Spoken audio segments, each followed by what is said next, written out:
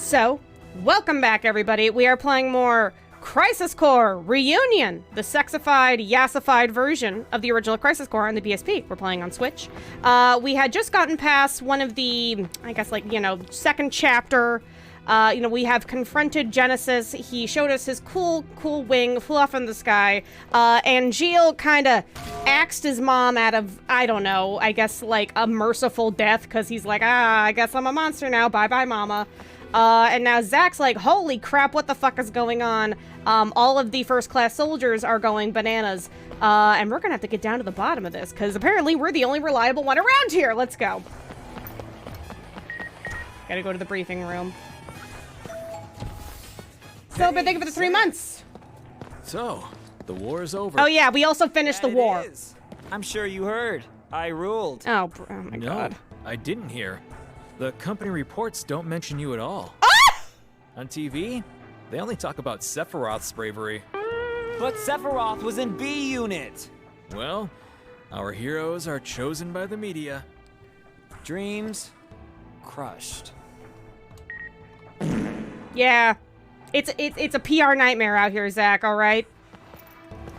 Okay, what? Yeah. Oh, come on. Cheer up, will ya? But my dreams! My dreams. Alright, what else? I mean, like, okay, so, there are, I'm talking about this in my For Beginners, there are certain chapters where you have a lot more freedom to kind of do stuff, before you kind of get locked in on the linear path in the story. But honestly, I'm just gonna gun for it. You know what part I'm not looking forward to? Where am I supposed to be going right now? The director's office? Hang tight. Where the heck? Actually, no. We're gonna explore. We're just, fuck it. We're going to the entrance. We're gonna do some sightseeing. This game is sexy and I want to see stuff. Yeah, what I'm not looking forward to is the Aerith, like, running around, basically the escort, the very long escort mission.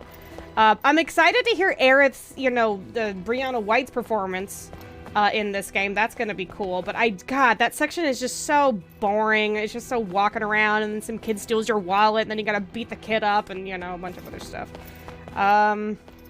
Anyway, here's the entrance of Shinra. Isn't it cool? Wow. It's one of the few times we're allowed to kind of, like, run around here. God damn, I sure do love being employed. Hello. Good day, sir. Welcome to the Shinra Building Information Center. Please come see me anytime you have questions concerning the we Shinra. fuck it up metaphorically. You tell him, like, hey, give him back my wallet, and then you, like, lecture him, about my schedule. Zack Fair of Soldier.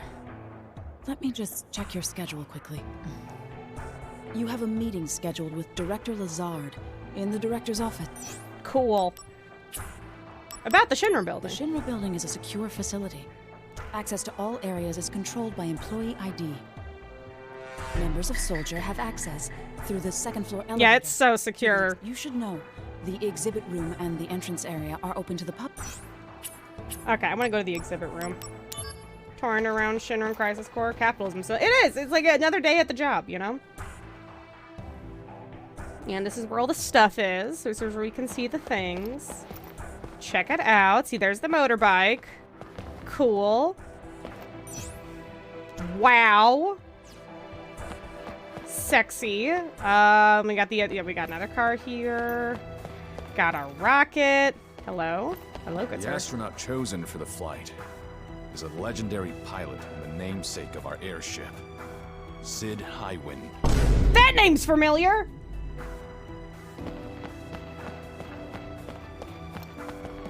Hello. What the? Oh god, what the fuck? Starbucks barista? What an amazing airship!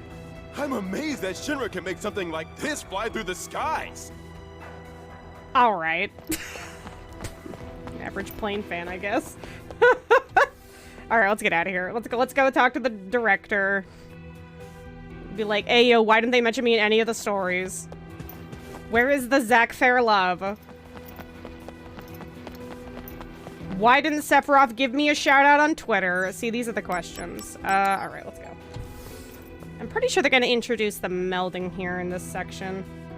Like the ability fusing. Oh, fuck yeah, here we go. He's smirking at me. Congratulations. As of this moment, you're promoted to Soldier First Class. I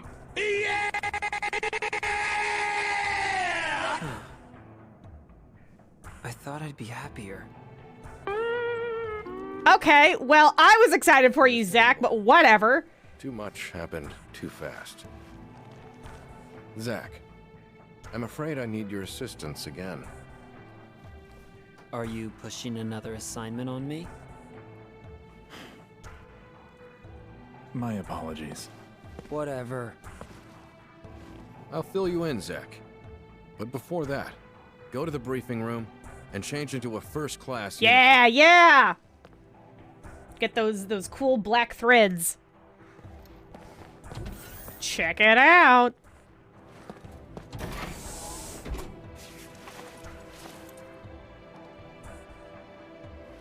Wicked sick. Ah, he looks so good in it. So natural. Where's Daddy Angeal? He's he's deserted. He's joining in with Genesis, and they're like, Shinra, we'll show you. Alright, now that Jack can prefer to first class, combat evolution given each battle, depending on the results. Be mindful of your, okay, yeah, no damage, yeah. This is like, oh, the DMW can just, you know, give you juice. Bottomless juice. Are you Zach? Yeah. In the flesh. As Soldier First Class, you are now authorized to use Materia Fusion. Finally, that's what I was talking about. Whoa! So what do I do? First, open the main menu. You should now be able to select Materia Fusion. Okay. Now, try fusing these two materia. That should give you a general idea of how the process... Yay, okay. We're gonna make ourselves a lightning. Okay, materia fusion. I am familiar. Yes, I'm aware. Oops, wrong button. Alright, just kidding. There we go. We're gonna do, which ones? Okay, basic bitch fire, and then we're gonna do a, basic bitch, blizzard to equal, yes. A thunder. Cool. Alright, let's see if that was better than the type of thunder that I have right now. It is slightly better. Okay, cool. Oh, finally, I have, okay, some more abilities here. Hell yeah. Alright, power attack is always good, and then I'm gonna do, what else do I have on here? We're going to do, we have Blizzard Blade, which is not necessary to, like, Assault Twister's just this, but, not as good. Oh, God, HP or MP? I'm gonna do HP just because, like, MP is just ethers and all that, so better to just have, you know, the extra little doodads. Okay, moving on. Hey now, are you sure you know enough? Yes! I know more than you. Yeah, the fourth wall break. Materia Fusion is still a new technology. It's always really weird when, like, games, you know, just like, open up your menu and hit the X button to fuse the things. You can check your stats in the corner. It's just like... tried or discovered yet. That's why we want you to experiment. And if you make a new discovery, let us know. Yeah, sure. Bye. Finished changing? Yeah. And I picked up Materia Fusion too. Wow. Turn to my office. I'll brief you on the mission. Yes, sir.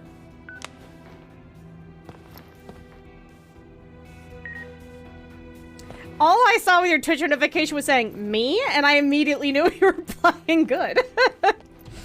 Glad it worked. Alright, let's keep it going. Want to get into the thick of things. I'm pretty sure these next few chapters is like, we go on a mission, Genesis or Angeal blows up the floor, I can't remember, then we fall through and we land in the church. I guess we're going back to the director's office. Or is it the briefing room? I don't know. Okay, yeah, back here. The company has decided to eliminate Genesis and his cohorts. This includes Angeal as well. Ah, And you want me to do it? not me, Dad. The Shinra army will handle it. What about me? They don't trust you. They believe your emotions will hamper your judgment. Well, of course. That's why I'm going too. We'll make it even more emotional. To kill them. Oh, okay, now I remember where we're going. It's where we enter the reactor, right? Oh, okay, we're getting attacked. An intruder. Where? Close. Sephiroth, the president. Zack, entrance. Yeah, you got it.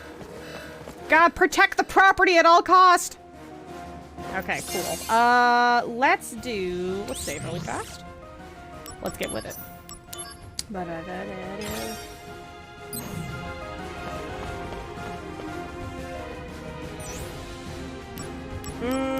Head straight to the entrance right away. Let's go. Protect the profits. What the? It stopped? Now we have to use the fucking stairs. I'm actually gonna get up and look around. I always like doing these little extra little detours. They're fun. You always normally get some kind of item out of it.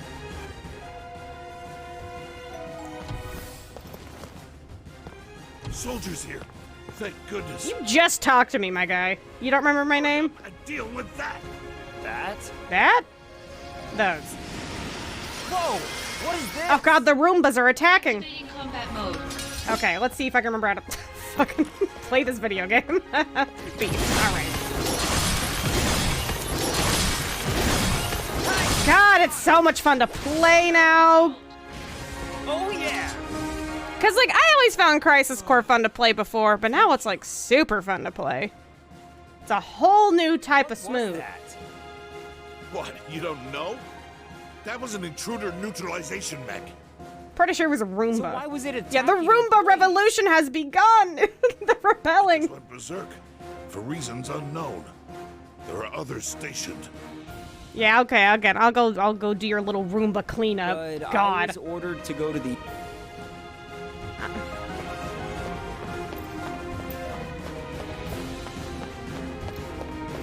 He's fine. Hey! Oh, I thought he was just gonna be like, I didn't think the game would even interact. Behind you. He's playing dead! Huh? Activating combat mode. Take that! Got him! Probably should just be using Thunders nonstop here. Rubber PJs, thank you so much for the gifting subs! Passing them out! Be sure to give your thank yous, y'all. Did that mech injure you? Rubber, seriously, thank you. Welcome back. Yeah, pathetic, right? A soldier member getting bested by that thing? Hey, even soldier members have their bad days. Well, this is actually one of my better days. Oh! I'm, really not that good at fighting. You're a soldier. Suck it up. If you're bad at something, train harder. Sorry. Just stop sucking. It's that easy. Yay, there we go. Got some items. Anybody else who's knocked out? Nope. Okay, I'm getting out of here then. Let's go back down. Let's go fight the big robots storming the gates. Entrance. Entrance. Head to the entrance right away. Let's go.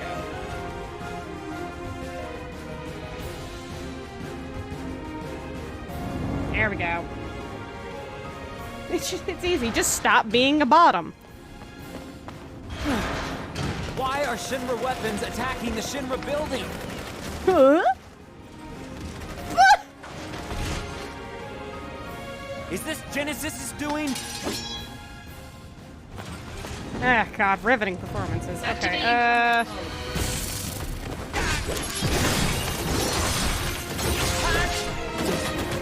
Okay, wrong button. There we go, that's hard. Trying to remember. Take that!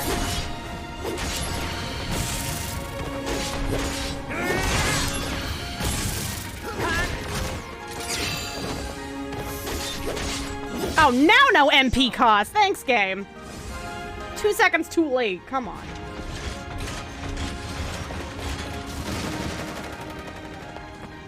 Damn, they're swarming us. Like bees. Very heavy metal bees.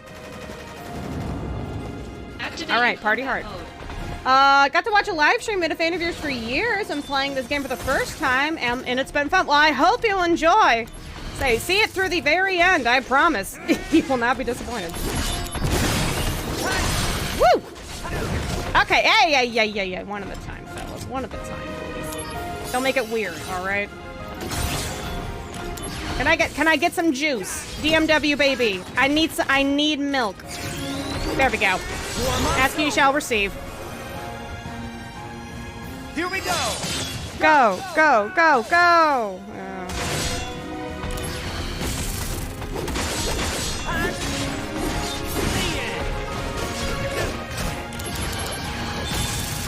Oh shit! Ow! Woo.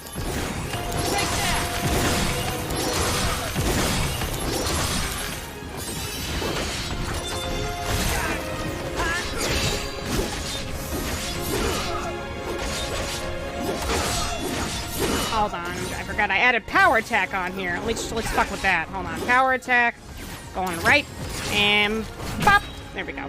Probably better do thunder. Go and thunder's still OP as hell, y'all. It's so nice to see. Some things just don't change. I keep forgetting I have those things queued. Okay. Prove your Why am I suddenly like nostalgic for the DMW interrupting me? Giving me this much power game. I'm spoiled for choice. Gosh. I'm also just not being able to use to skip those, even though I can. I'm just so used to watching it. I'm like, I'm here for the fun. I'm here for the whole ride.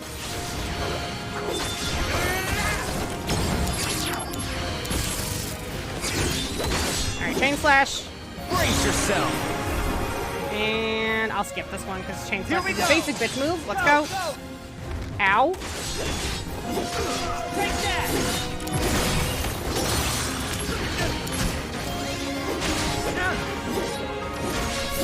Got it. All right. And thunder. Up. Let's see. Let's do. And come on. Okay, give me some. Thunder. Okay, let's see if I can get him in a nice conga line right there. 2-for-1 special, baby. There we go.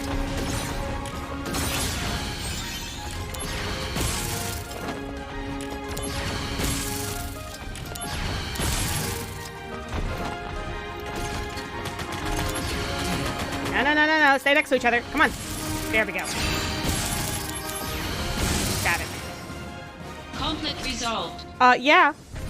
To freedom!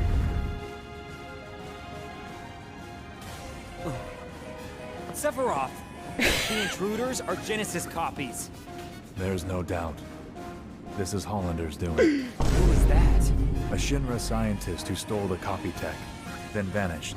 Are you saying that this Hollander and Genesis are working together? That's exactly. Possibly. Yes. Come on, Zach. Do you know what they're planning? Hollander sought to head the science department and lost. Lumbology, thanks to the 31. Hello, my buttery bun godness. Good. Wants revenge. Have you been? So I've been so busy. I haven't been able to Genesis catch your is streams in a supporting while. this Hope you're stupid doing great. No problem, Lumbology. Welcome back with a 31. Well, then There's don't. not much to miss this month. I've been on and off, so happy Now, you're here at the Zach. very least. Copies have been sighted in Sector 8 as well. You know, now that I've been thinking about when it comes to the voice acting, honestly, something that could kind of attribute to some of the stiff delivery is not so much the actor, but it's the voiceover director. I'm just spitballing here, but like normally, most localizations or, you know, really any voiceover material has some kind of voiceover director that's, you know, in the booth or like help in the recording process that helps again give direction as to like what kind of emotion they should be feeling, that kind of thing. You know, basically a quality assurance director to make sure that the take that they get will work. And maybe, I don't know if they just didn't have one or the person they hired didn't know what the fuck they were doing, but like the takes that they chose are not the best. You know, because like every now and then there's a good line in here. Sung, do something. But like the voiceover director should have been more stingy, I guess, when it's like, hey, could you do that again? Make sure it doesn't read as like you're reading off a script. Like that falls on the voice director to be the quality assurance line of defense. You know what I'm saying? Rude. Just say the word. Go. Yes, sir. Oh yeah, hi Reno. Sorry. I played Remake recently, so I'm like, it's the boys. What's up? Soldiers being stingy. There's a manpower shortage. Duh. Hey. You're a Turk too? I'm Cissnei. Hey, baby. She looks great here, I'm Zach. honestly. Pleasure to meet you. Zach, aren't you on assignment? Hey, song. Same objective. Cissnei is the real goat, if he asks me, in this game. She's like the one, like, hey, I know I'm supposed to like chase you down and all that, but like, what if I just look the other way?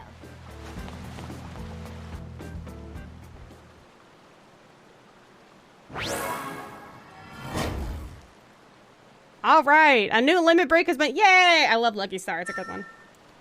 Woohoo! Do you think Cissnei could be in Rebirth? I mean, yeah. I think most of the Turks, because like her fate is kind of like up in the air. I mean, you know, we don't see her in Advent Children, you know, which is after the events of like everything. Song and like a few others make a reappearance, but she hasn't yet. So, considering Rebirth or just like the remake projects seem kind of hell-bent on incorporating all of the characters that you know in a way that makes sense, and the fact that like there are a bunch of like unanswered questions about the fate of her character. We don't know if she just like quit. I think, didn't she like say this like my resignation at the end? I can't remember. But there's definitely an opportunity for her to come back. I don't see why not. All right, so around this corner is a Genesis fight. So hold on.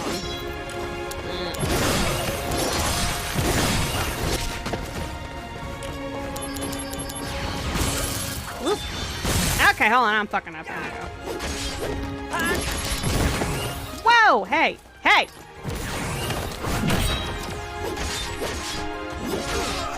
Yeah, she retired. That's right. Yeah. Well, I think it's very likely that she'll make a cameo. I don't think she'll be like super relevant to the plot, but a cameo at the very least. Hell yeah.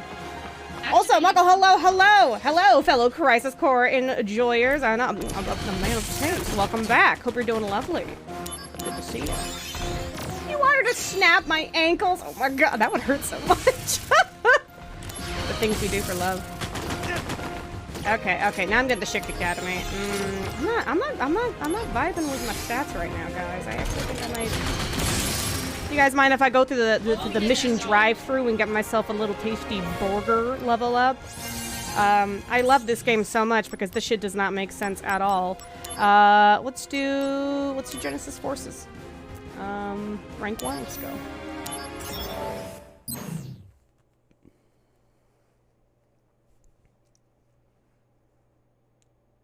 Oh, she retired. At least that's my headcanon. Gotcha. I cannot remember what happens to her. I can't remember if she retires or not at the end. Because, like, you know, basically, you know, the thing that she does is, like, gets her super fucking in trouble if anyone found out. Yeah, I'd like to see her come back. Conflict resolved. Oh, yeah! Let's see, there's 2 chests around here? Hold on. If there's 2 chests, and one was there, the one's over here. What the hell is this? God, I love this move. It's so cool. Spam. Helicopter. I am well. I got myself Demon Souls remake and the Sifu as a main gift. Oh, congrats. Holy shit. Yeah, I hope you enjoy going through Demon Souls. That game is is absolute eye candy. It's amazing how well they made it look. I know people like heepy poo poo on like, Blue Point, it lost the original flavor. I'm like, okay, but consider this. It's like oozing with detail. It's such a pretty game. I honestly like just booting up every now and then for funsies. Activating combat mode.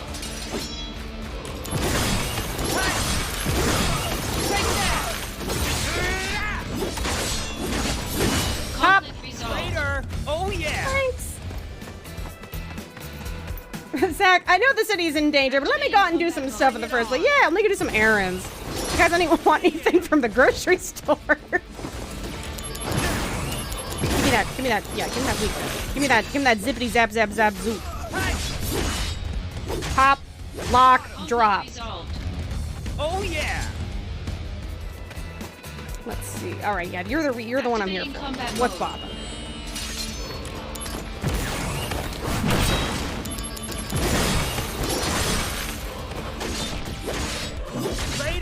Damn, bro. Like, what did Genesis make these copies out of? Play-Doh?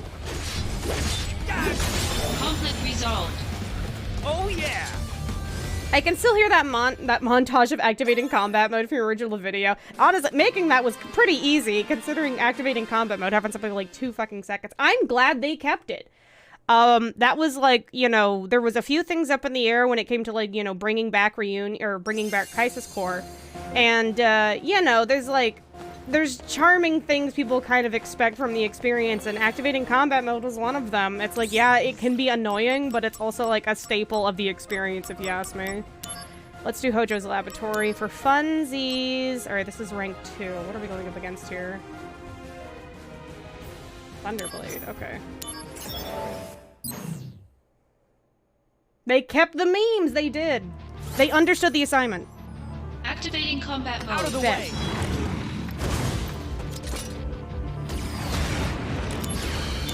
This is 2-star Bahamut. Ow! Oh, I might die here. Holy shit. We gotta be careful. Can I get some fucking juice? What's a girl gotta do around here to get some fucking juice?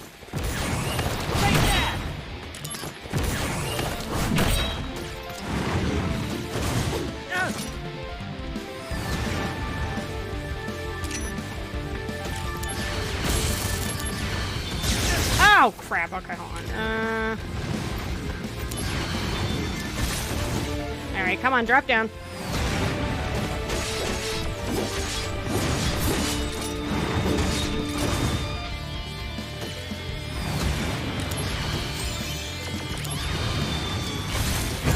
Oh, crap, crap, crap, crap, crap! Knock it off, knock it off, knock it off!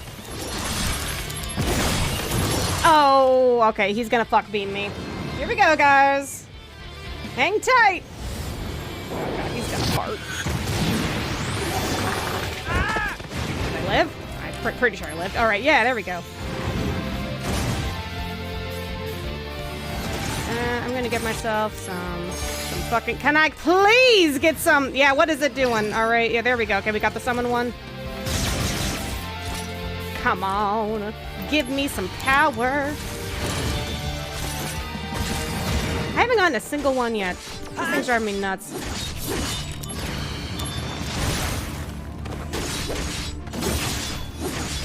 Come on, sis Nate! Give me a lucky star. Give me a lucky star. Please, God. There we go.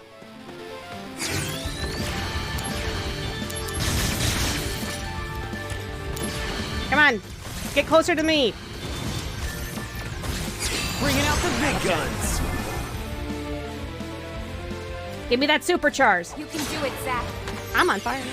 Yeah, I'm on fire now. Oh, God, that was not great delivery. Yeah, I'm on fire now. All right, Sky High.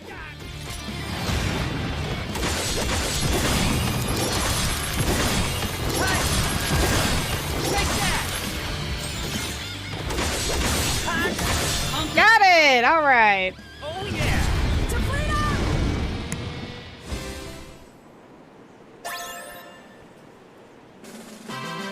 Da da da da da. All that for a potion? Yeah, well, for the I'm pretty sure it gave me like a Blizzard Blade or a Thunder Blade. By the way, I heard y'all were talking about voice direction. I agree. It feels more like they are trying to mimic that 2007 feel. Yeah, I'm not sure what's happening, because like and like the voice actor's one thing, like you can argue like, yeah, it doesn't sound the same and stuff, but for me it's the delivery that's really suffering here. And like every now and then, you know, new Zack here will do something that I feel like is like works, is in character, is funny, you know, adds to Zack's personality, is in the spirit of his personality.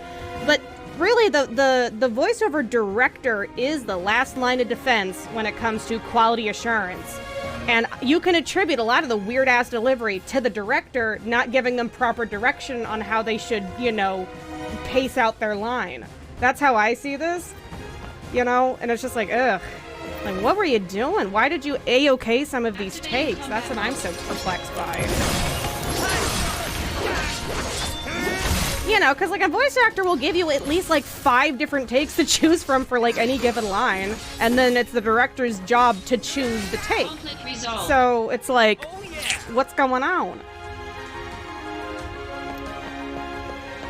Maybe, I don't know if they would kind of cheaped out on their localizer budget and they just couldn't afford one, or what. So, you know.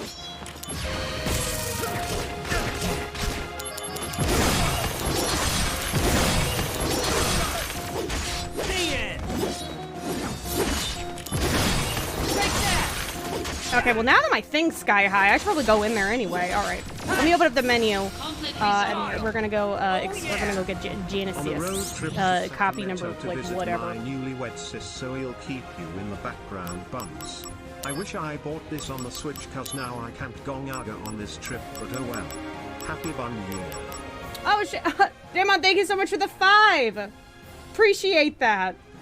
On a road trip to Sacramento to visit my newlywed sis, and I'll keep you in the background, but I hope we can keep you entertained, have safe travels, and thank you so much for that 5. Let's see, oh god, okay, where the hell was I? Was there thunder on here? No, thunder blade, something, okay, bronze, oh I got a few of these, okay, cool. Magic, let's do magic plus MP 20%. Yeah. Alright, HP 10%. Let's do... Let's get our vitality up. Okay.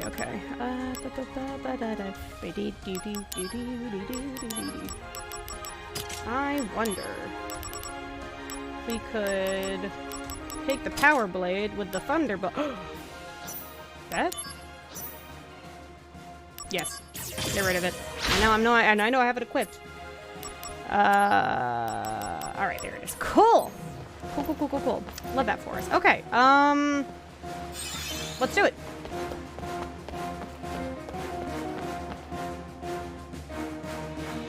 Hey Buns, love the new vid. Thank you. Yeah, for those who don't know, new video on both Super Extra Buns and the main channel. The Big Bang Burger video, if you didn't catch it when it premiered live, it is up now, and then also my new Do You Remember? So please go ahead and check it out if you haven't already. Also, Merrily Dearly, thank you so much for the 35 saying, be honest, how many squats have you done so far? At least 2. The famous Zach squat. The power squat. Lucky star? Sure, why not? Brace yourself. You can do it, Zach. Maybe the director didn't look at the source material and just chose whatever sounded the clearest, since from Zach it sounds like he's putting emphasis but not at the right moments. Yeah, maybe that's it. I don't know. And some of this I just do want to attribute to, like, it can't all just land on one person's fault when there's several people involved in this, you know what I'm saying? Oh, yeah. And it's like, you know, it's like, who's in charge here? It's like the employee that made the mistake or the manager that let it happen, you know what I'm saying? So it's just like, I'm gonna attribute to it, like, the quality assurance is just wasn't assuring, you know.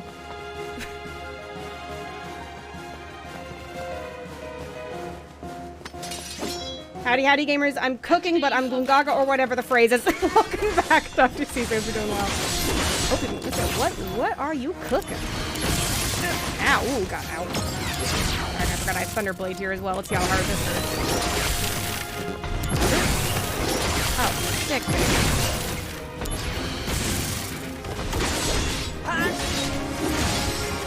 Nice. Conflict resolved. I have to, like, do hero soldier things. And oh my god, that child looks like they're on drugs. Just up ahead. Like their default stance, they look so zoned out. But bad guys with big weapons came too. That young lady gave us time to escape. Look at that stance. That looks like someone who's fucking fried out of their mind. Please, mister, I'll give you my favorite treasure. So please, help that. Yes, Blake? Yeah, help them. Okay, bet. I think it's also a case of old Zach VA was, let's be honest, the main star of the VAs back then. The guy took the source material he got and ran with it best as he could. Oh yeah, I mean, we were talking about that. The comparison is just, it's so hard not to have it in the back of your mind and know how these lines are supposed to go. So it's like a big combination of things. Zack sounds different. Zack's delivery and pacing is different. And on top of that, there's a lot of lines where it sounds like they're reading literally straight from the script and not altering it at all. Like, not even trying to make it sound like it's flowing naturally. You know, and I attribute the pacing problems to the directors. But regardless, it's, again, everything's passable. It's just the fact that the original was really good. Anyway, theater kids.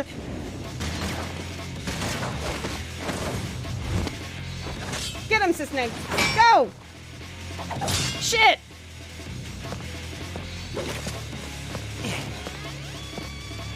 Genesis. No, it's Genesis with a gun and bigger guns. Yes, Genesis copy. Activating combat mode. Genesis _ 2.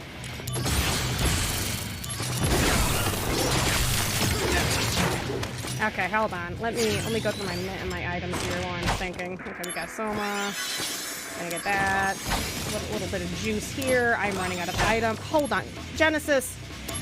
Bringing out the big guns. Okay, that works. I should have bought some items before this, but whatever. Yeah, I'm on fire now. Oh, see, that's just like, whatever. Whatever. Game's still fun. What the fuck? Oh, hold on. Blizzard Blade?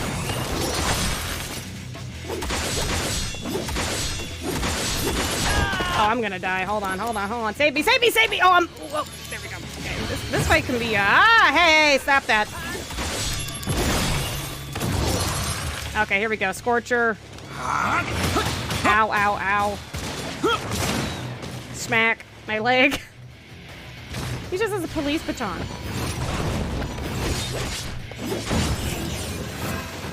Whoop. Alright, DMW. Pop off. I messed up. Ha! Whoa, this is not good. These are cool, seeing these, like, the new DMW mind waves. All's well that ends. Slick. It's done. That's Turk's teamwork. Pretty good, right?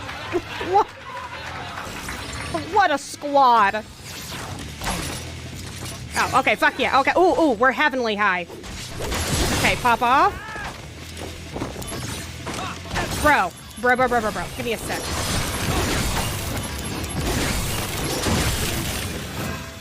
Don't you think it's about time you use that sword of yours? This sword is heavy and unwieldy. Then why don't you bring a lighter one? Ah! He uses his fist. Better run for it. Let's go. Prove your honor to Yeah, go get him. Go Giga Blast.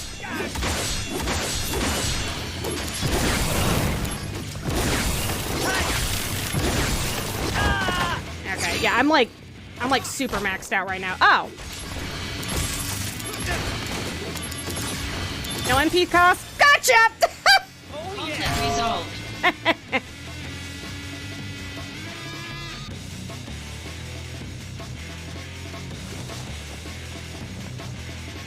Cat Lady, thank you for the 10 or the 16 months. Welcome back. Also, Megan, thank you for the 2 months. I'm playing Crisis Core on Switch. Never played it before and I'm excited. I hope you have a great time. And got him.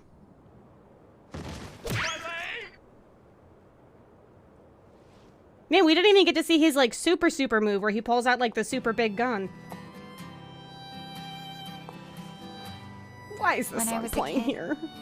I always wanted to have wings. You know, like an angel. If people had wings, they'd be monsters. Oh, would you? Wings symbolize freedom for those who have none. They don't symbolize monsters.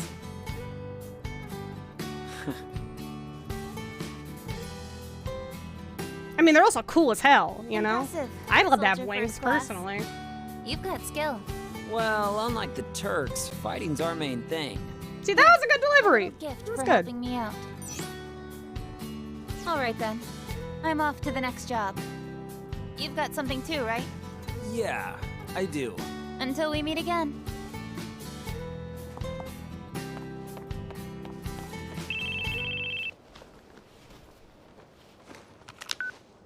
Once Sector 8 is clear, come to Mako Reactor 5. Did you find something Is this out? where he says, and what? Has been sighted. So it's search and destroy? The army is mobilizing, but there's still time. You and I will find them before they do. And? And what? It's okay. It's fine. Fail. to eliminate them. For real? For real? Yes, for real. Awesome! We're For gonna real? fail. And what? God, it's such a good line.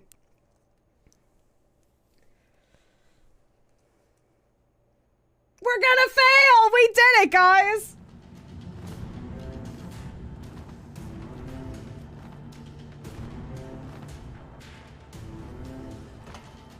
We're gonna fail, as I was about to say. It's like, I don't remember him following up with that. That's cute. Slight differences here and there. That's good. Okay, okay. Here we are. And we're in the reactor. We saved the city! We did it, Patrick. Alright, so where we get attacked by the little jumpers, little turtlemen. John Turtleman. With the little Angeal face buried in. What's up, babe? Combat mode. Preparing against enemy abilities, capable of using extreme abilities. Yes, yes, yes.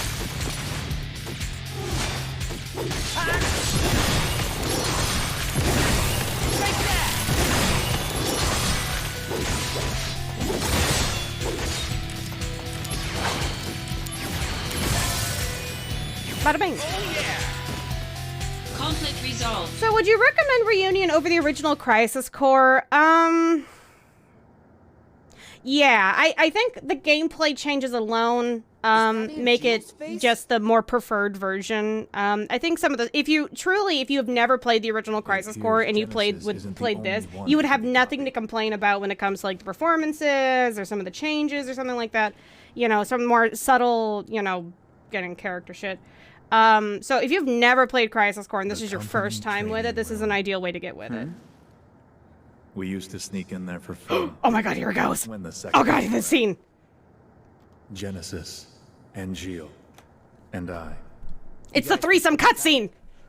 I want to see this. How does this look upscale?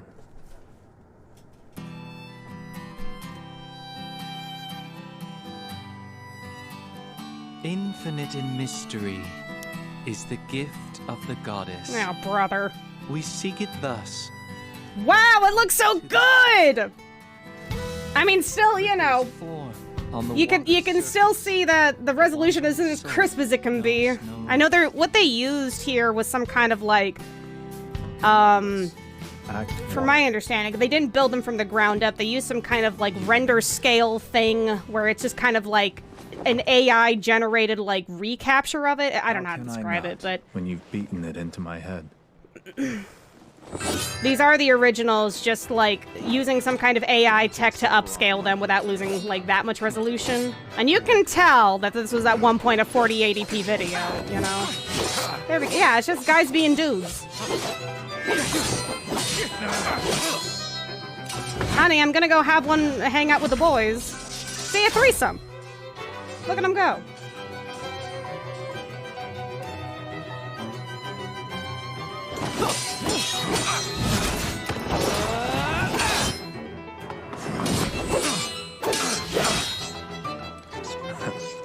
Is that the best you can do? All hail Sephiroth, huh? Angeal, stay back. I'll take Sephiroth alone. Is this what gay sex is? Yeah. This is it. The world needs a new hero. God, this is such a cool move. Come and try. Ah. So smug. But for how long?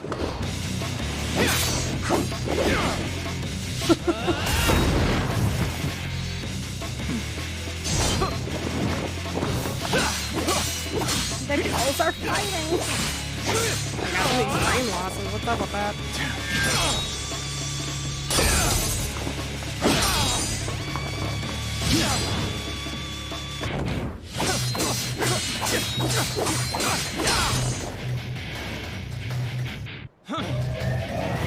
Hold on. How the doctors hang out at London.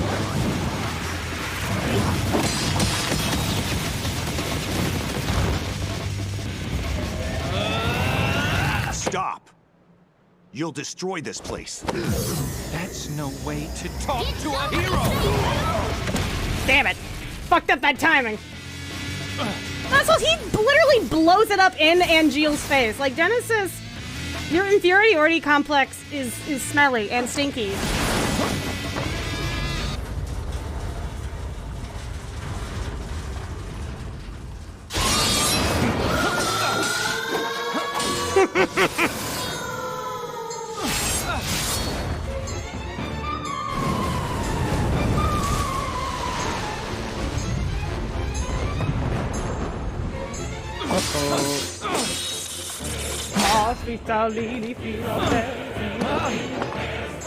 Your white hair jump scare. What a oh god, it's such a good scene. And then I think the funniest thing is that like it's like a rogue blade. Enough! That like breaks off and just hits him. Angeal. Out of my way!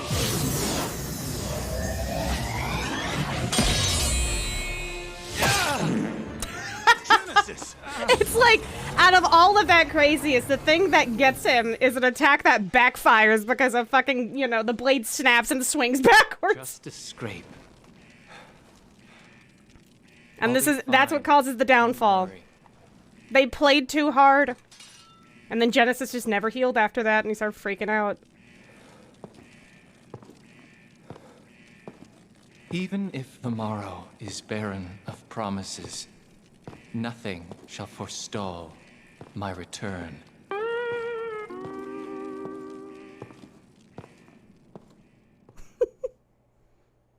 So, was everything all right? Yes. As far as Genesis was concerned. But as for Angeal... Oh, because the sword was smaller. Well, it was like, you know... What happened? It was like a basic bitch soldier sword, you know, like Zach had. Like, everyone at Soldier and their mom gets one of these fucking crummy-ass swords and it's shattered. Discipline, dreams, honor, etc. You know, just dad advice. One of those, huh? What's up, Pam? Thank you for the $1 saying, how the goths hang out at lunch be like? Seriously. Everyone just, you know, just hanging out with the pals.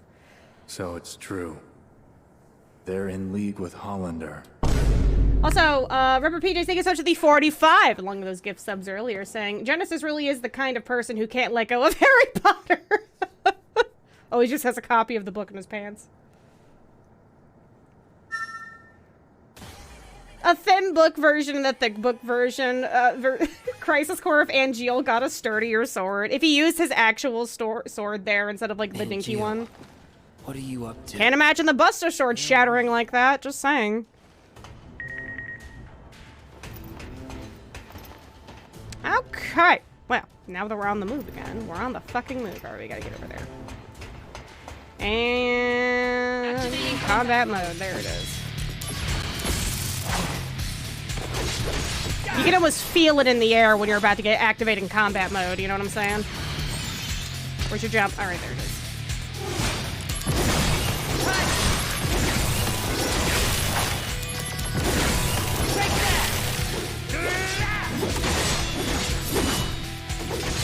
I feel like these guys are weak to fire, but I don't have that attached to anything right now.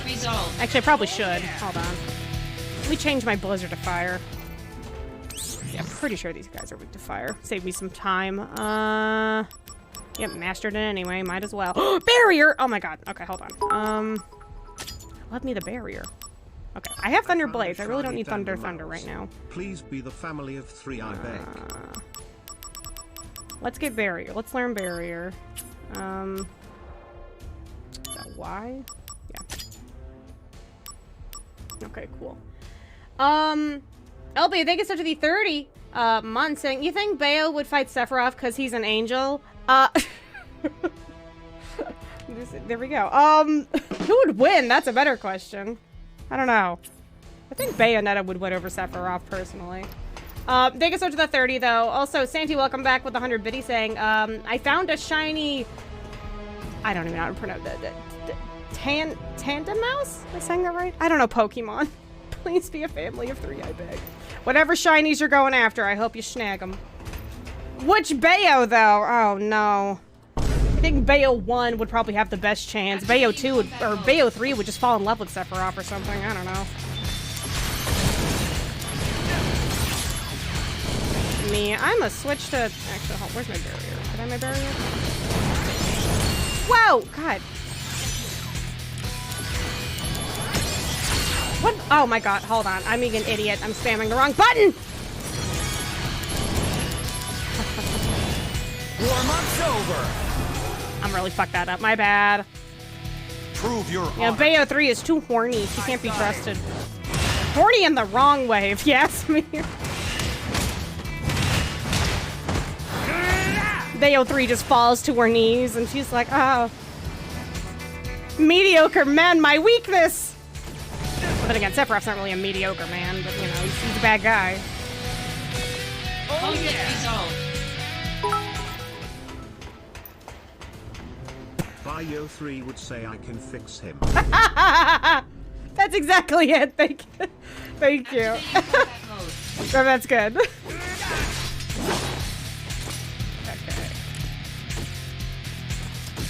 Come on, you gonna hit me? Okay, there we go. There we go. That's what I would. See, this is why I switch just for this, just for you, sir. Ow. Okay, where's the other thing?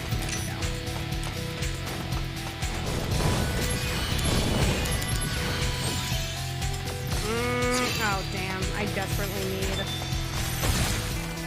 No? Okay.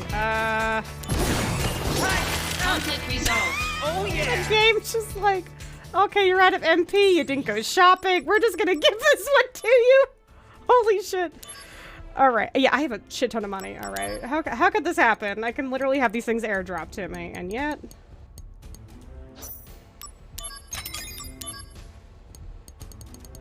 Can you no longer just buy like 900, like a bajillion at the same time? Oh, thanks for limiting it to. Oh, okay, there we go. I was like, what the hell? Why is it going back to 9? My bad. Yes. I just said a bajillion ethers for the hell of it. Okay, that's fine.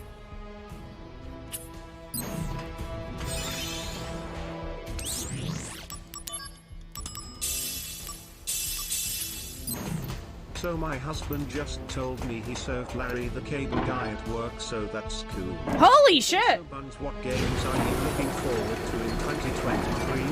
Also, will there be a KH randomizer stream around the new year? It's kinda like tradition now, huh? Space, thank you for the $1. First of all, Larry the Cable Guy, that's rad.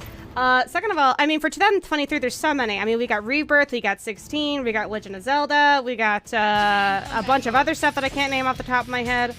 As for the randomizer, I haven't really thought about it. I could give the KH3 randomizer an honest shot. I don't really know what the state of that is right now. I know they got it worked. Oh god, I keep spamming the wrong barrier thing.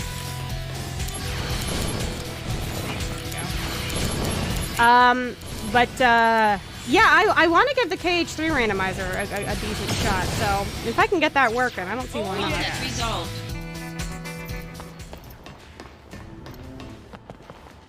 Okay, well, he's looking at that. I'm gonna go over here and get some shit. Nope. Okay. Alright, he's gonna tell me to go back to that door. Watch this.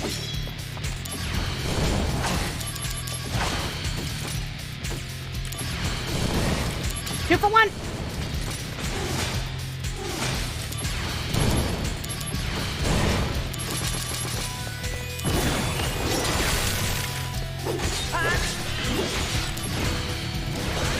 Oh my god, I gotta switch this button. This barrier's fucking me up. I got this on here and be like, this is gonna be good.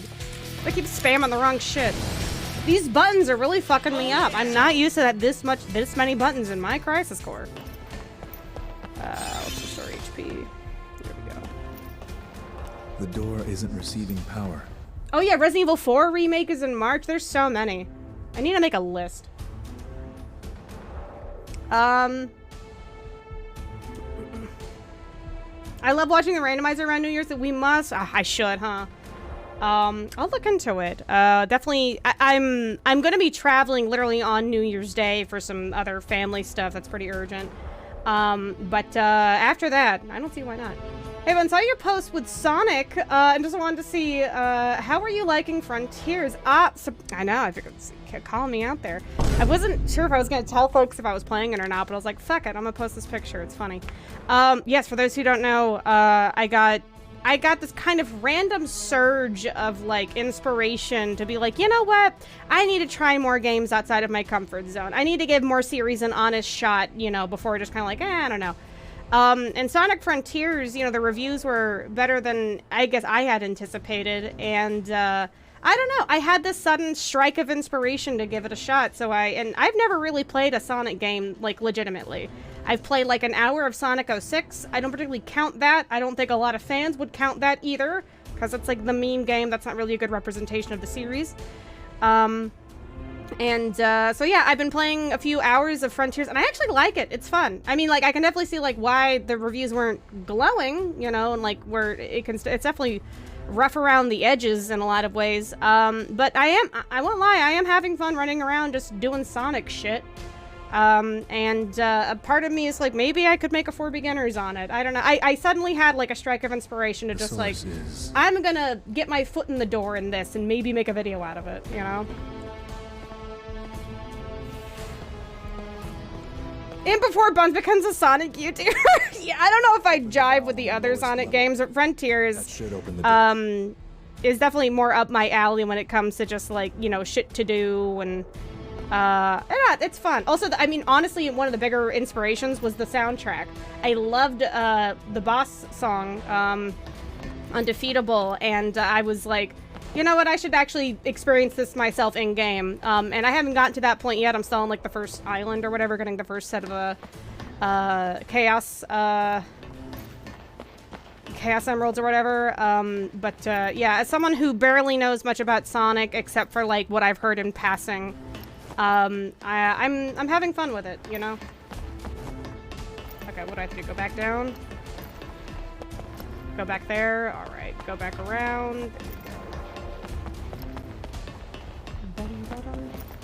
Forgot, how the hell do I get over there? Yeah, you go back up.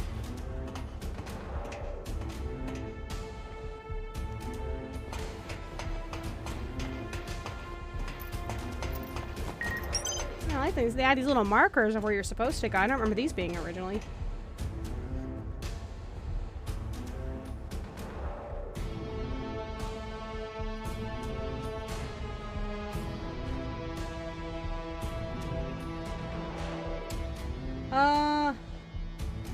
Sephiroth, I know you could jump down there and back in 2 moves. I know, but he's tired.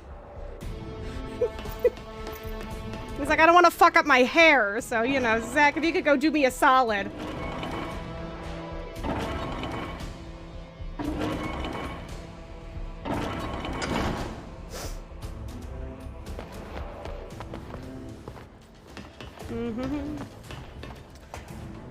But yeah, 2023 for me is going to be a very different year content-wise, or at least, like, more content than I've ever produced in a hot minute. That's my plan.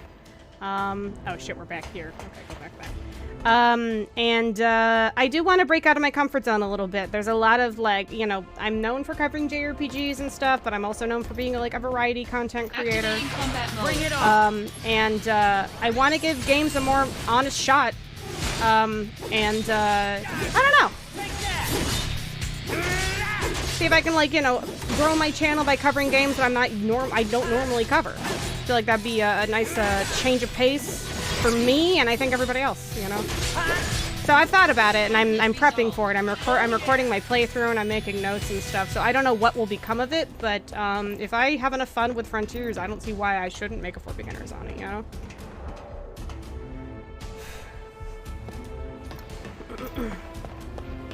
Activating combat mode. Hello, boys. Ah, shit. Hold on. You guys mind? Give me a sec. Popping some sippies. I like Gatorade.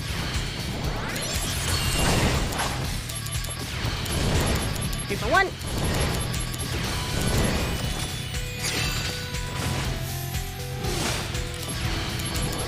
Oh, come on. I really got to move this one to a different... I keep spamming barrier when I don't mean to.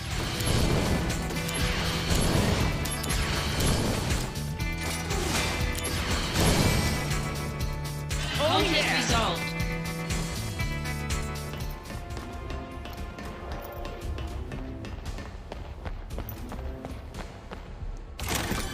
I loved your Thrizzle video. It was such a blast from the past. Oh, I'm glad you liked it. Thank you. Thank you, thank you. Yeah, speaking of which, I started posting on TikTok again. If you guys don't follow me on TikTok, I recommend you do. I'm going to try to be uploading there more often as well. TikTok's just, you know, again, popular platform, and it's a pretty ideal way to get your content out there. To promote to, like, especially like nicher things, because the algorithm is so, like, activating combat mode. fine-tuned to get to the people that it needs to, you know? So I uploaded my Thrillville clip there, and it's doing pretty well, and I was pretty surprised by that.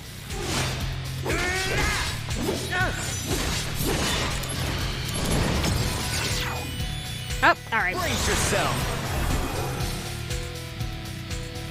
Prove your honor to me. I got it. And... Bride! Got him! Oh yeah! Conflict resolved.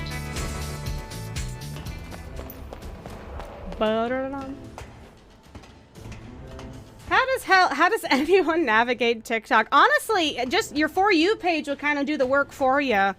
That's what I mean, if you guys don't have TikTok, like, I know people like, security, blah, blah, blah. Like, you know, my digital footprint is vast already. There's no hiding anything now.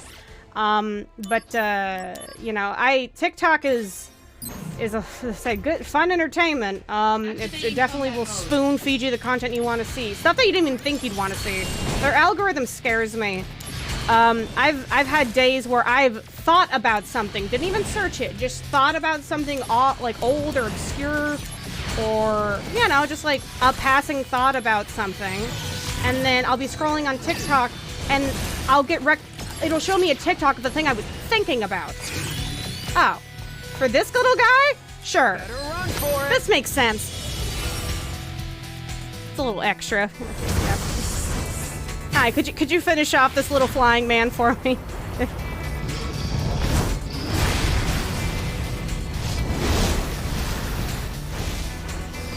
Yeah, it's very mindless entertainment. It is. TikTok.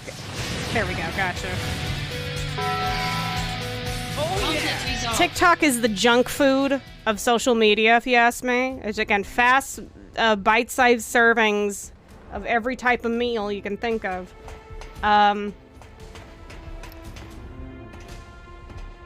Well, if you insist, yeah, go get them.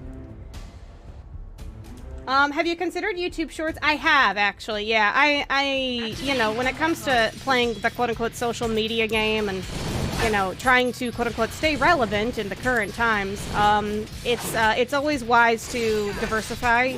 Don't put all your eggs in one basket.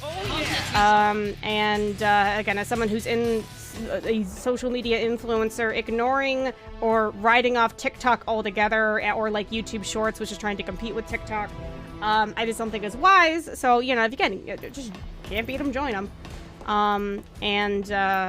You know, and I use the app a lot. Like, I'm watching a lot of TikToks. I don't think I'd ever make like the IRL ones, but definitely making bite-sized, you know, clips of my content, sure.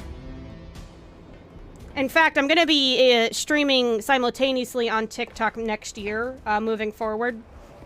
I'm not going to have the chat open or anything. It's going to be business as usual. If you're here for Twitch or whatever, you're not going to really notice anything, but I will be streaming simultaneously on TikTok while I do this. All right, now he's reading. We love us an educated king. These are highly classified research documents, taken from the science department. Project G, degradation, and ancients. Interesting. You should take a look. You can stream on TikTok? Yeah, I see a lot of creators do this, like big ones too. Is that you can stream simultaneously on Twitch and then have a stream on TikTok. You just kind of reformat it. And you'd be amazed. Like, I'll tell you guys, the views that on TikTok is like outrageous. But I see a lot of people do it. It's just good cross-promotion, you know? Woozy. I've been playing 7 Remake like crazy recently. How different is this from Remake gameplay-wise? Pretty different. You know, again, like it's action-based. Hold on. But for some reason, Genesis wasn't healing. His boo-boo didn't get no better. They need a bigger Band-Aid. Was Hollander. Professor Hollander, how is Genesis? Hollander smells like corn chips. That's just my theory, though. Through the wound. Or salami. Is it treatable? First, he'll need a transfusion. Hollander is like, you know, greasy scientist. But like, on the other spectrum, you know, other end of like Hojo. Right? Why couldn't I be the donor? Because your cells are too good, damn it.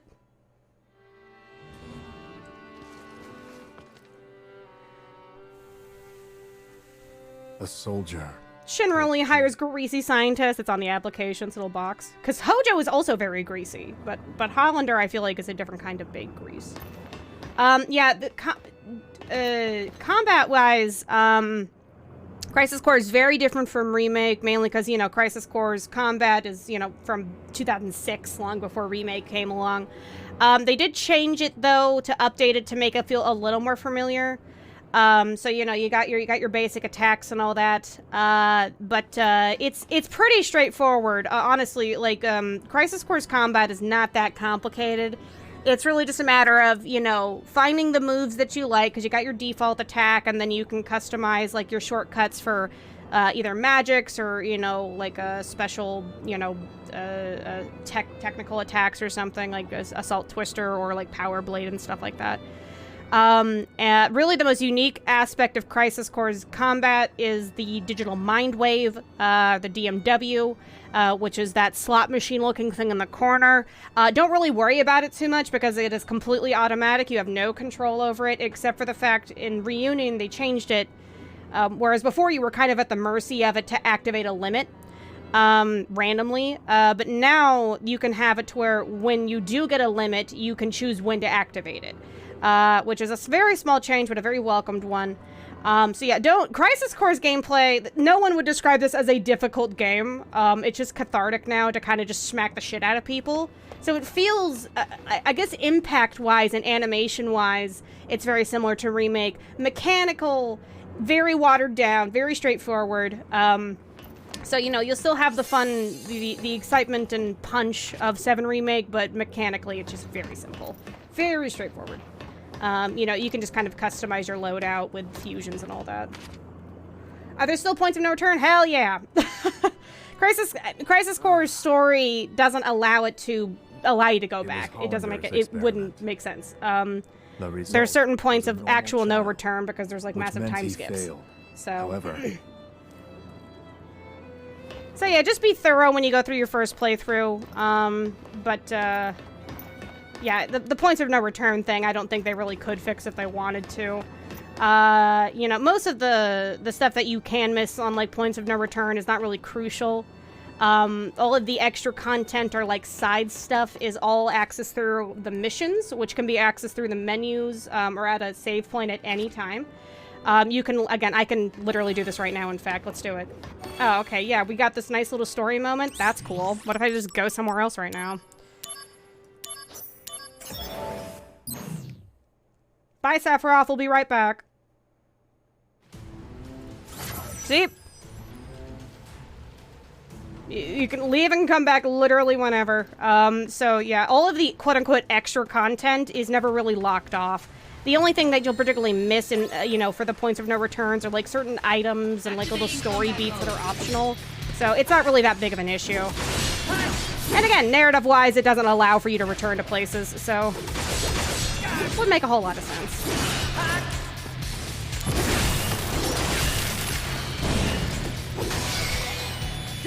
Conflict resolved.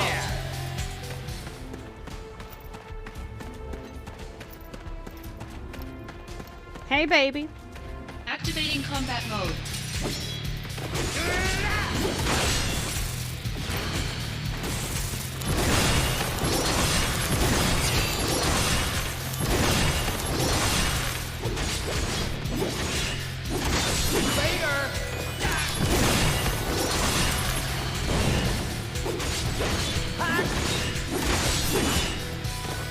Conflict resolved. Oh yeah!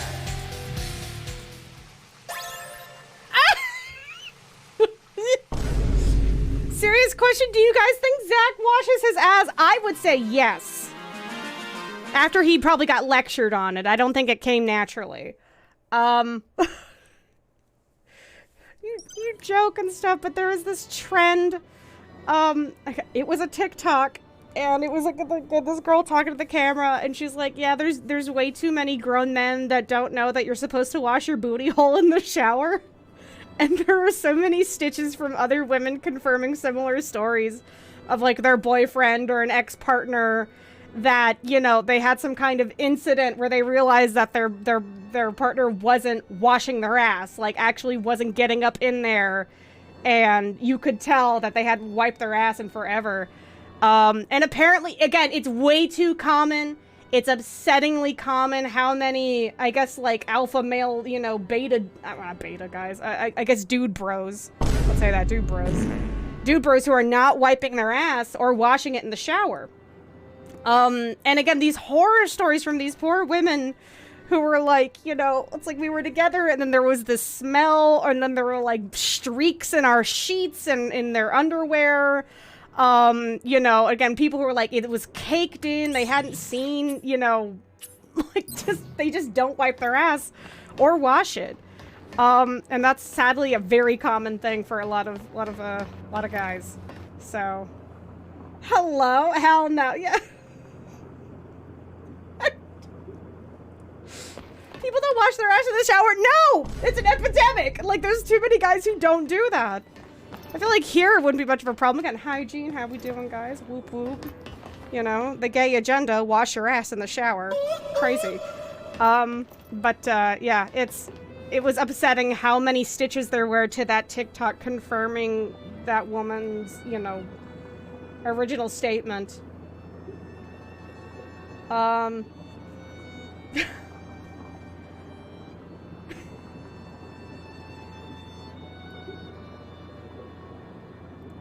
It's gay to wipe your ass. Well, that's kind of where it stems from. It's a thing of, like, guys, you know, some dudes just being gross.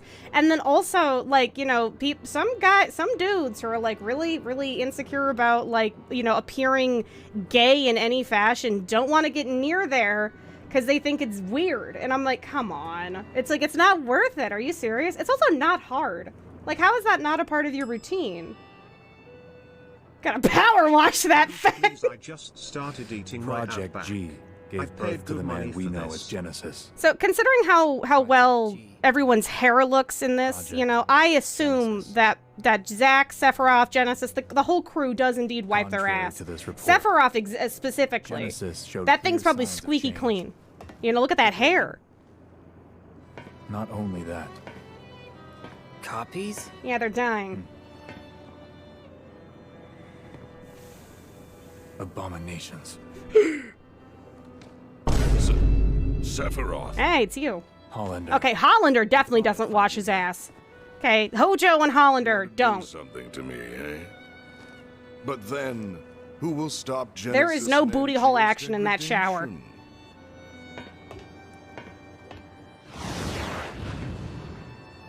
Sephiroth conditions his body. I was like, keep that silky smoothness. Hey. Genesis. Don't know how you flew down here. It wasn't really a hole in the ceiling, but whatever. Hojo doesn't shower, period. You're right. He's just caked in it. Zach, go. Yeah. I think the only head of Shinra that washes their ass is Scarlet. Definitely.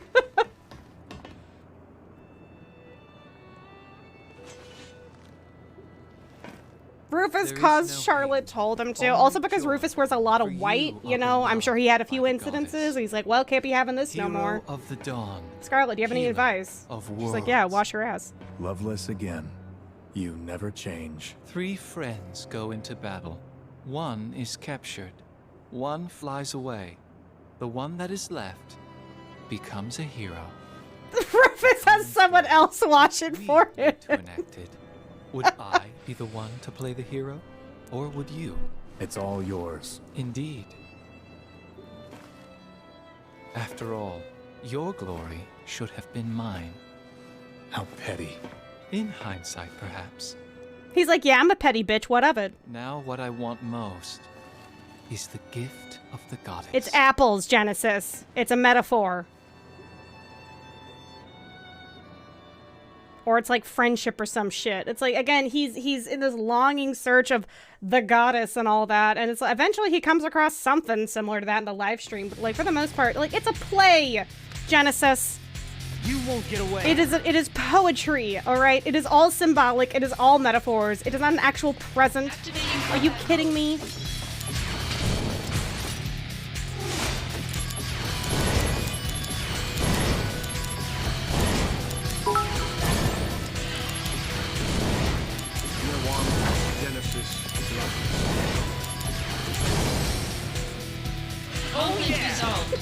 No one. Genesis. Loveless. Just out of nowhere. Literally no one. Say anything for the 100. Also, Space of the Dollar saying, Buds, please, I just started eating my Outback. I paid good money for this. I'm sorry. The truth has to come out, though. People need to know about the booty hole epidemic that's affecting so many men around the world. Don't be a part of the statistic, y'all. Break the cycle.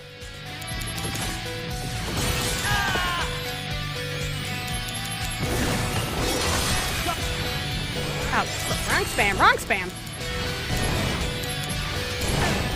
Hey. Gotta go, Buns. Have a good rest of your stream. Gotta go prep my own. All right. Go have fun. Thank you so much for hanging out.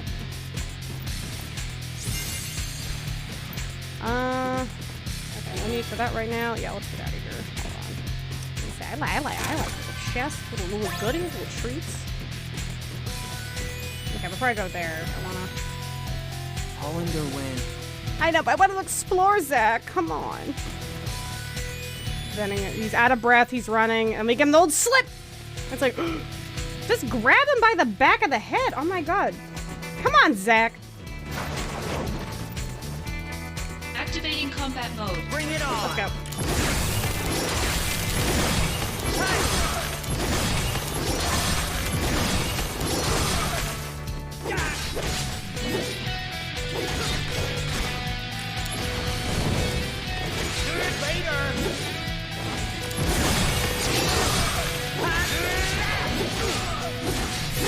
Conflict resolved. Bing.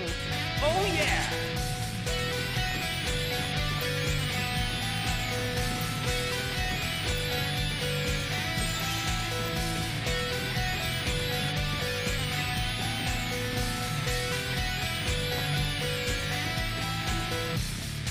Activating combat mode. Out of the way.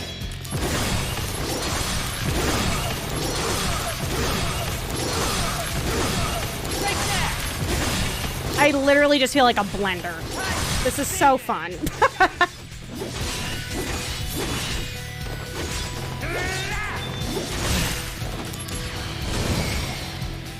Conflict resolved. This is some Looney Tunes chase scene. Oh, definitely. Bring it on.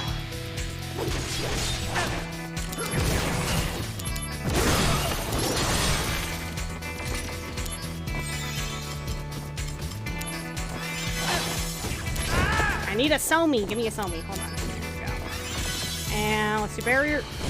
Wrong button. Can I get me some juice in here? Come on. Angeal, I see that the little boost in the corner. Do something with it, please.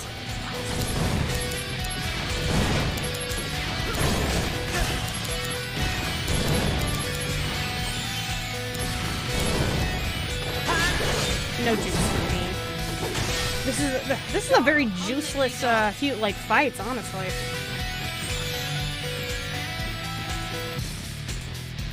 Activating combat mode.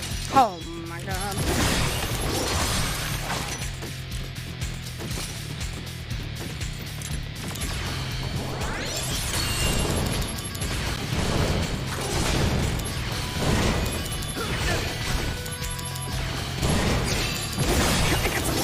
juice in this hoe. What's a boy gotta do to get some juice around here? Conflict resolved. Okay, there's chest here. Cool. Oh, hell yeah.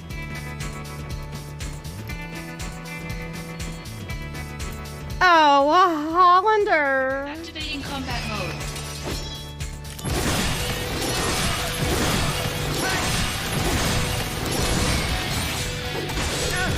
I'm curious. You all have spamming attacks? What is your favorite attacks to spam? Because clearly mine's like the Blizzard Blade, but you know. Oh, there he is. Now, I have you now. Okay, before I do that, let me just triple check some stuff.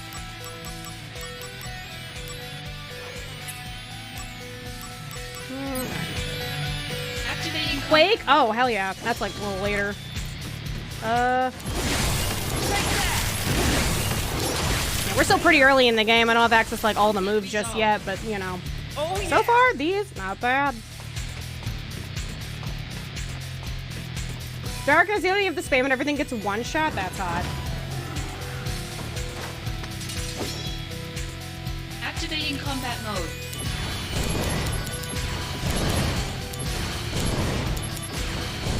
Two for one.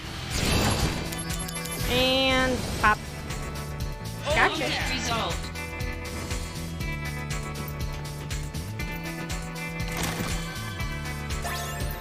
Oh, hell yeah. Oh, we got jump. Oh, cool.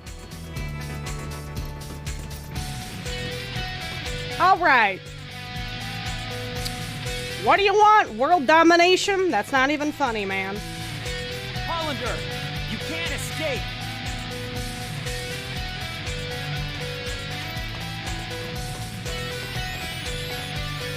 Okay, hold on. But he can, though, because, like, what if I want to go grab something real fast? There we go. Grab these before it's too late.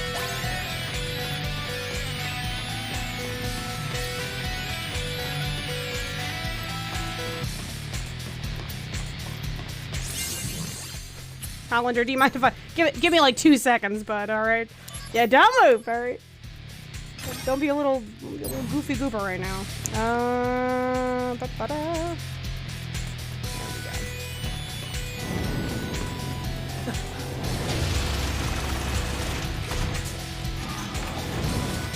Damn it! Out of my way! Activating combat. Let's go.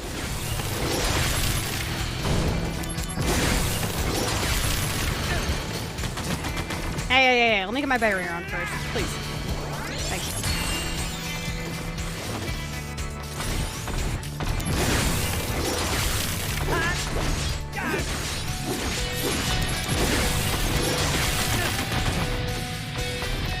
Girl needs some juice in here.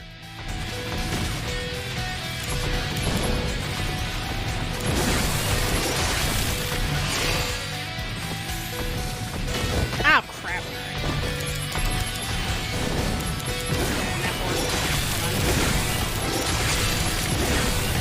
No MP cost. Barrier. And whoa! Alright, hold on. No, don't move. Stop that. Hey. We're dancing a little too hard. I should have put Thunder back on, honestly. We got Thunder Blade's great and all, but nothing hits harder than a little Thunder. Can I get some juice? I'm dying out here, guys.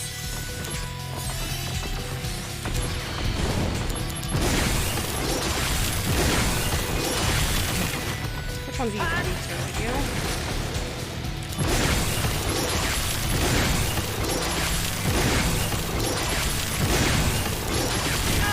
So, no juice! We haven't had a...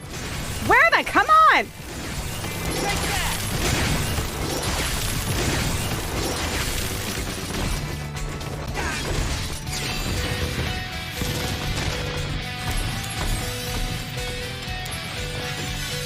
This is... Oh my god, man. My DMW does not like me. Because I'm not using enough variety in my attacks? Like, what's the damage? What's the deal? What's the tea, sis?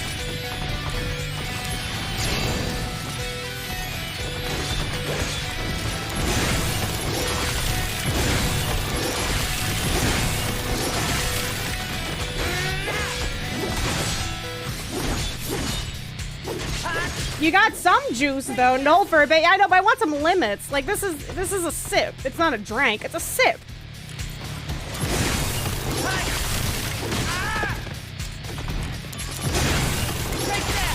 Like some of the passives are so fast, like you barely even notice them, you know? I guess MP costs 0. Yeah, thanks. I only have fire, which is not really effective against these guys. Yeah, we're spamming anyway. Oh, okay. Ow.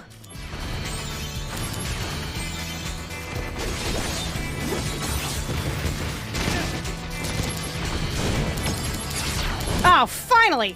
Okay, let's go. Big guns. Prove your honor to me. I got it. Go get him. Sit. Level up.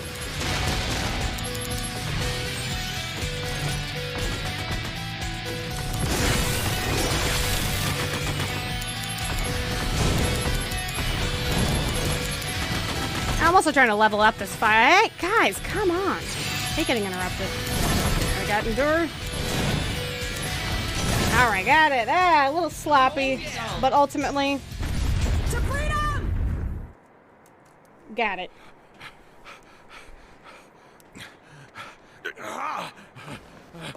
Hollander, do you understand what you're doing?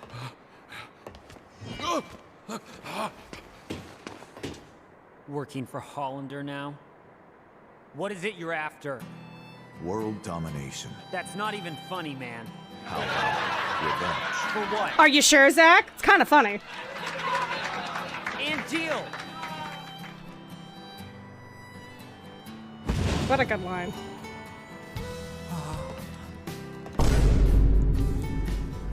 I've become a monster. Flap and blossom, what's that? A monster's objective is usually world domination or revenge. You're wrong. Those aren't the Gosh, names of a monster.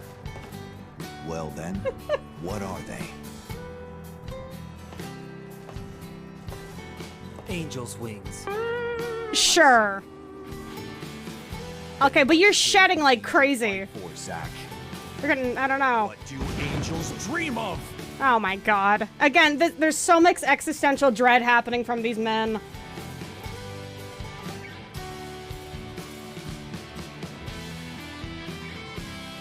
Cheap ass wings, Party City looking ass. Angels dream of one thing. Please, tell me. To be human. No. Oh!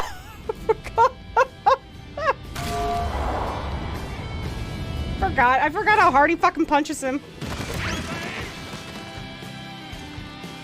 Ow. Angelia, drop this. Defend yourself.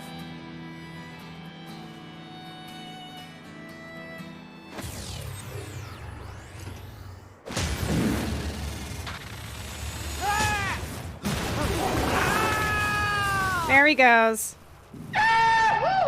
Where are we going, y'all? Take me to church. All right, I'm so excited. All right, new Aerith, the new Aerith. Remake Aerith in this game. Oh, I'm psyched.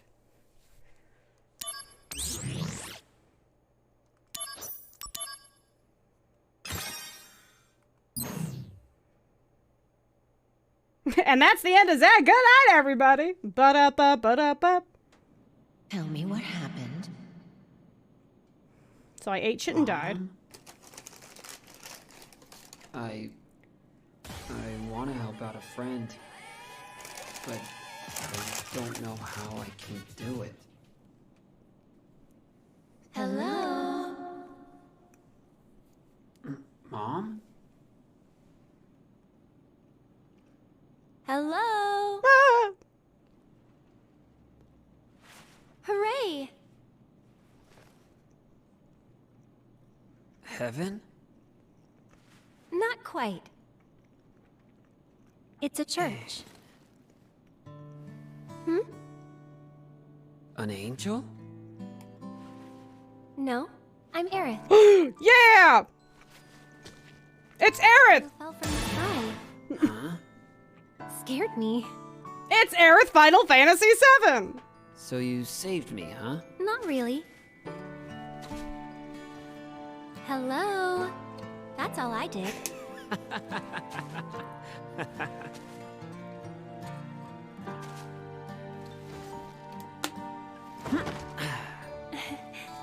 Thank you so much, Aerith. I'm Zack. I have to repay you somehow. Don't worry about it. No. Aha. Hey, how about one date? What is that? Don't be silly. You're killing it out here, man.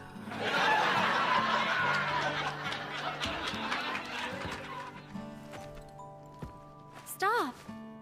Don't step on the flowers. Excuse me?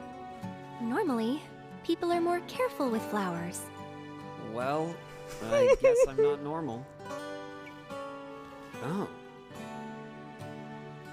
You don't see a lot of flowers in Midgar. Oh my god, Zack, are you throwing that ass back? What are you doing? They only grow here. Although, I planted some outside my house too. She's killing it! She's so good! Midgar's... Because, like, you know what's so funny? It's like the shoe's on the other foot. Because, like, Aerith's original performance in this was easily, like, asleep at the wheel and was probably, like, one of the weaker ones. And now it's, like, the other way around. Full of money? Aerith learns the concept of capitalism. Never thought of it that way. Oh, yeah, Brianna. I know. She did such a good job. Seriously, like, I've never cared for Aerith that much as a character until Remake, and I'm like, wow, this is the best character ever. She brought so much life to her. You know, she's so sassy, but, you know, very, you know, gentle, you know, in a great way. All right. Cool. Well, now that we keep breaking holes into this ceiling. All right. What do? Can I explore before I go? Let's see if I can open this door here. Love this song too.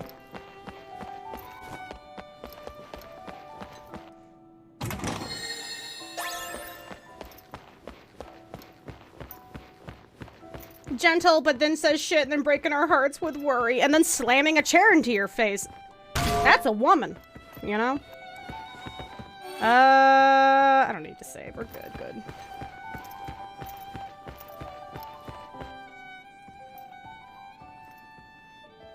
You think she learned curse words from Zack? I'm not sure. I mean, like, that's the thing, though. Remake Aerith, and possibly this one, we're not really sure yet, again, like, what some of the implications are when it comes to, like... So, where are you going? What certain characters know. But, you know, in Remake, Aerith, it seems like she is playing dumb to a certain capacity, that she does seem to know more than she should. And again, like, is maybe possibly tapped into, like, the whole timeline. So, like, Remake Aerith is, like, super duper, like, maybe Dunno. Dunno. I don't know. You just want to spend more time. Could have learned curse words from anybody, really.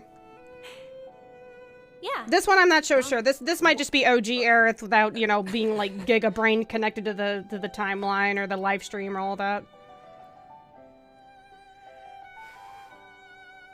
Because she remembers the original timeline. Yeah, and we're not sure why just yet, but, like, throughout all of Remake, you can tell that, like, Aerith is personally just kind of going through the motions, and she kind of knows what to expect. You know? Yeah, she learned curse words from the live stream, I see. Whispered to her. Right? Sector 5. The slums. Yeah. Main Street's over that way. She is built different, she is. And you can go above. Also, well, Alan, thank you for the 20 months saying buns or buns with 20 months of lurking, and welcome back. Thank you so much. Also, Minnie, I'm so sorry if I missed this earlier. Thank you so much for the 3 months saying here. Have some basil bucks for your troubles. Thank you so much.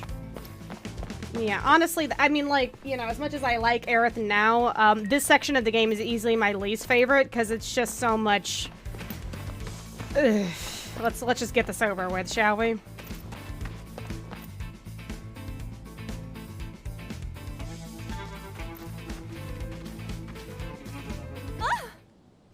Monsters!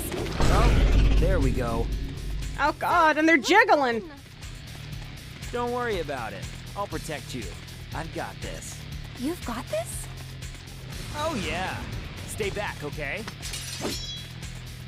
Activating combat mode.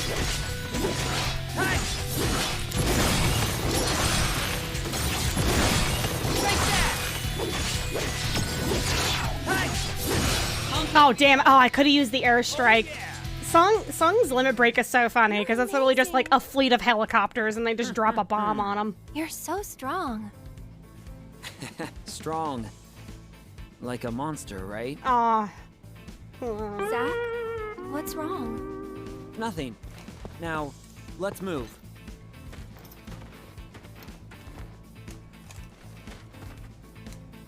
Hey, I looked good, right? Sure. What?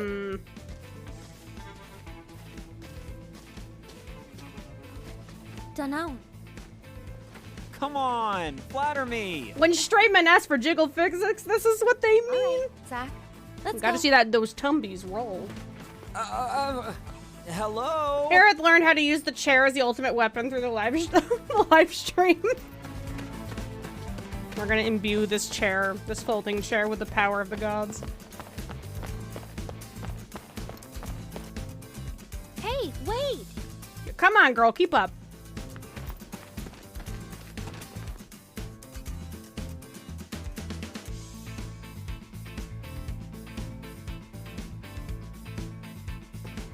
I'm sure you mentioned it in previous streams, so what do you think of Zack Civilized? Oh yeah, I mean we keep talking about it. I think every now and then he's perfectly okay, fine. Something wrong? There's a lot of scenes though where the pacing of the delivery seems really stiff. That's the one thing that's really sticking out to me the most. Of course. But also again the comparison thing. But you know, it's fine, it's serviceable. It just doesn't nearly have as much gusto as it once did. Shops there. You know. I think it's the OG Aerith showing the remake Aerith future events from the live stream so she knows what happens and can actually try to prevent certain things from happening. Yeah, but that's the thing. I don't know, because like we truly don't know what the long con is for like the you know, the new remake timeline or whatever. But it seems like, and I think they said this before, it's like they're not interested in like preventing or like changing the timeline. It's like they're going for like a completely new future. I don't know.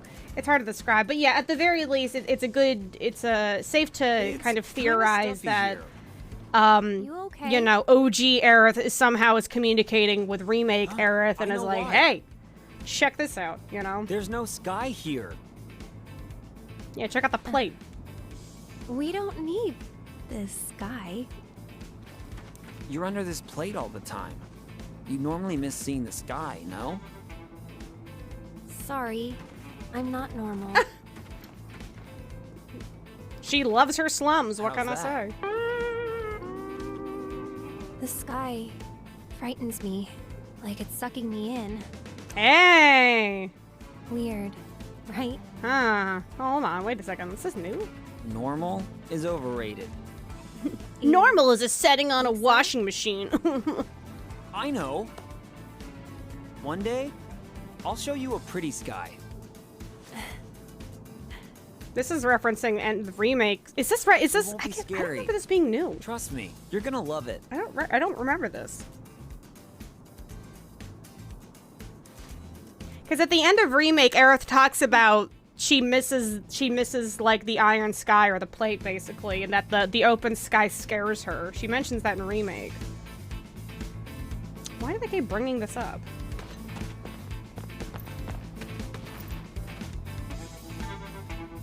Probably just wanted the text-only stuff. Yeah, see, that's the hard thing, is, like, differentiating between, like, skippable, like, you know, text conversations that you probably just don't remember because, like, you know, it's a text conversation. Those are all voiced now, so I'm not sure if that's sticking out to me or not, but I'm like... They do keep bringing up this sky thing with Aerith, is that, like, she's fearful of the open sky. Hey, What's up with that? I remember her saying the skyline of the OG Crisis Core. Okay. Yeah, it's going to be a little tough to be like, was that a text conversation, the original, or is this brand new? Because they are kind of slipping in brand new lines every now and then.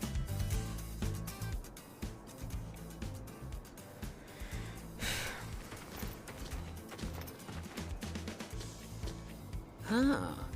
Looks like an interesting place. Yeah. Wanna take a look? Whoa! Oh, sorry. And our wallet is gone. Okay. Sorry again. I hope Aerith still dies, just not when she originally does. It can throw off the OG players and still keep the important part of her and the other story. I think that is what's actually going to happen. They keep saying that remake, or I guess I'm going to call them the remake projects because, you know, it's Rebirth coming up. And we don't know what the other one's going to be. You're okay.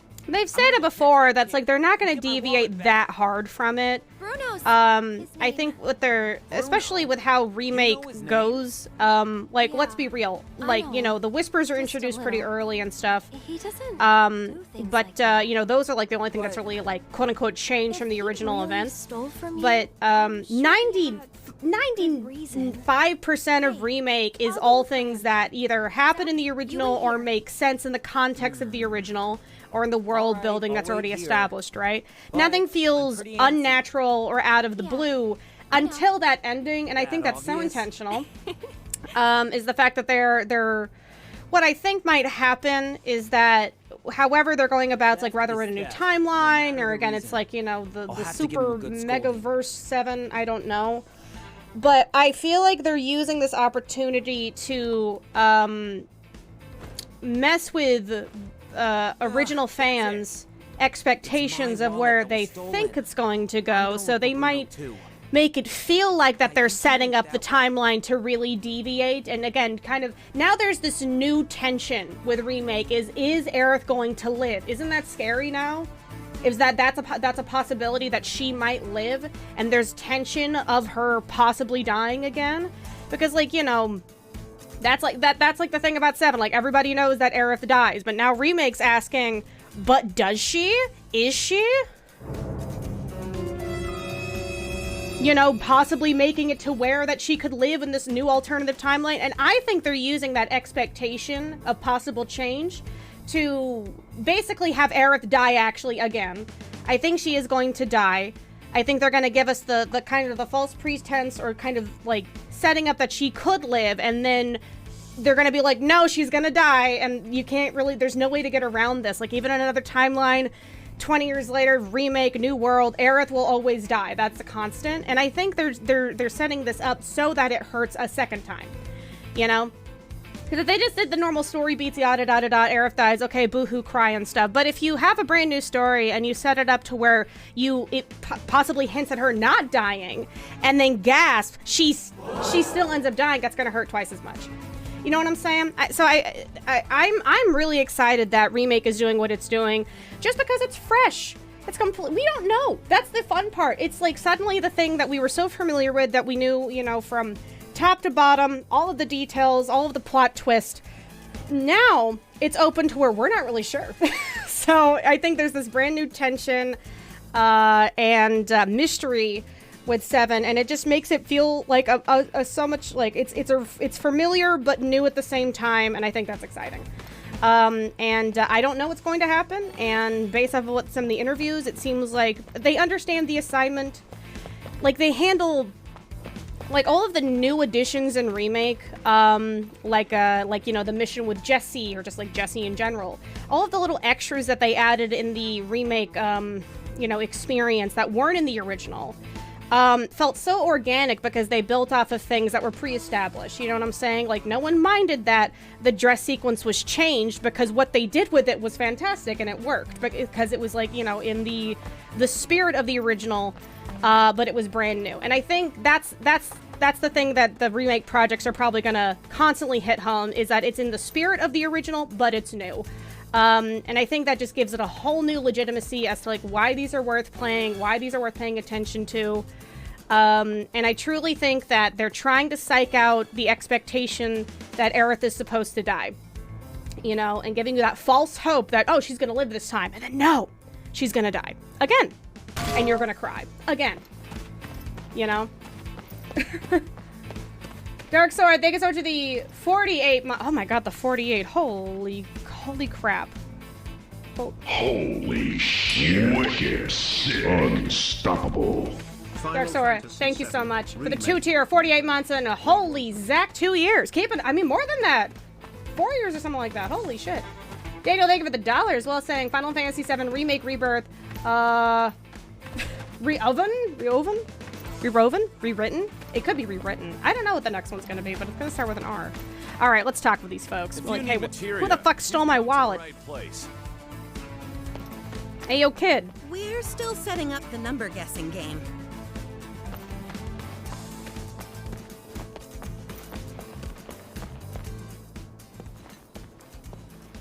Did he go out from here? Hey, you there! Did a kid come running this way? A little boy? I feel like it could be a more chosen death. Like, I don't think it'll be the same death drop. No, I don't think the scene will play out the same. But I do 100%, 1000% believe that it is going to mess with your expectation of what is going to happen. It's going to go for a psycho, you know? Refunded, repurposed, refinanced. And they might help you. Yeah, that's a good point. Right. I'll ask around here, for starters.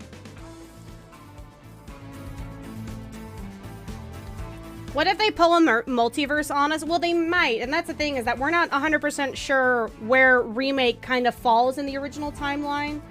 Like, is this an attempt to correct the events of the original, or, again, like, they're trying not to repeat the same mistakes? Or is this something that's taken after the fact? Or is this, like, again, Sephiroth's? Some people have speculated as well, because Sephiroth also seems to be knowing more than he should. Especially at the end of Remake, where, again, like, we literally have the final fight confrontation at the end of Remake from the original 7. Like, that scene is literally played out. And Sephiroth is like, 7 seconds till the end. Plenty of time for you, sure, but what will you do with it? So, like, Sephiroth also is alluded to knowing more than he should, and some people believe that Remake is actually Sephiroth's attempt of rewriting the timeline to where he actually ends up winning. So it's not so much like, oh, Aerith is trying to fix the timeline. It's like, no, Sephiroth is replaying the event so he can actually win this time. And I think he, like, you know, again, certain story beats need to happen, and then at some point, you know, like Super Giga Sephiroth, who's like infused with the live stream, is like, this is take 2 to get what I want, because you know, Sephiroth fails in the end, like he gets defeated. So that's what people believe as what happened, because at the end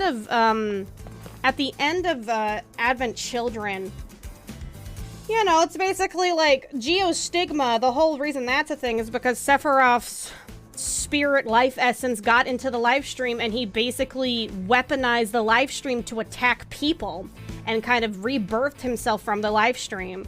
And, you know, once he, like, the remnant of him gets destroyed, and he says, like, to Cloud, I'm never going to be a memory. You know, so, like, the will of Sephiroth, or the essence of him never actually died. So the possibility of Sephiroth, you know, making this new remake timeline in hopes that he ends up on top at the end is probably what's, like, the situation. And oh, it came! Oh my god. That's so amazing. Wait, when did you get this? Like, I went to Spa for dinner. Yeah. Oh my god. I don't know if my camera's working on here because I was having a bunch of issues with it before. What is it? $10 million. $10 quadrillion. Okay, hold on. Here, I'll turn them on here. That's fine. Hold on. Oh man. See, I messed with my cameras. I had to like delete them earlier. Okay, guys, I will be posting this on Twitter. You can see what I'm holding. It's literally like a physical, I guess, painting? Would you describe it? Canvas? I don't know. Our friend groups and I, we did a Secret Santa, and the gift that I was given was from our friend Womu, who was the artist who did my VTuber. Hi, how you doing? It is art of Anya and I holding our cats, and it's like in the Mora style, and it's fantastic. This is so beautiful.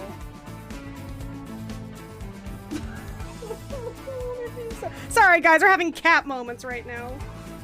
Here. Put that somewhere safe. I will post it on Twitter later. Sorry, my cat. I would turn on my camera, but I was doing. Clemson and I were recording something earlier, and I had to mess with them.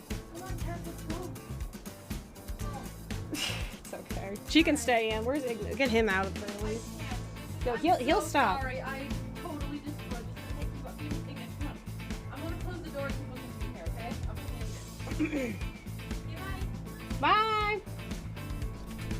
Oh, and Kipo is stuck on my couch. Hold on, guys. Oh my god. 1 second. Kipo's hand. Oh, she's stuck. 1 second, guys. Kipo, baby, what are you doing?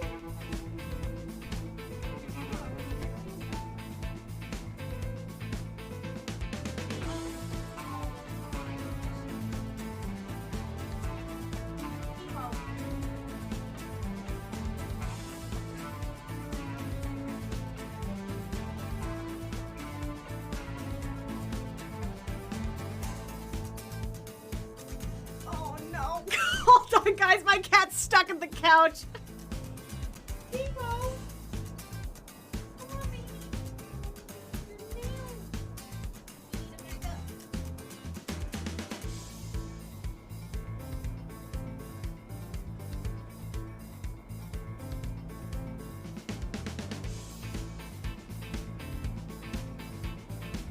You know what? Anya, she's stuck in the chair. People are stuck in the chair. No, she can't get herself out either.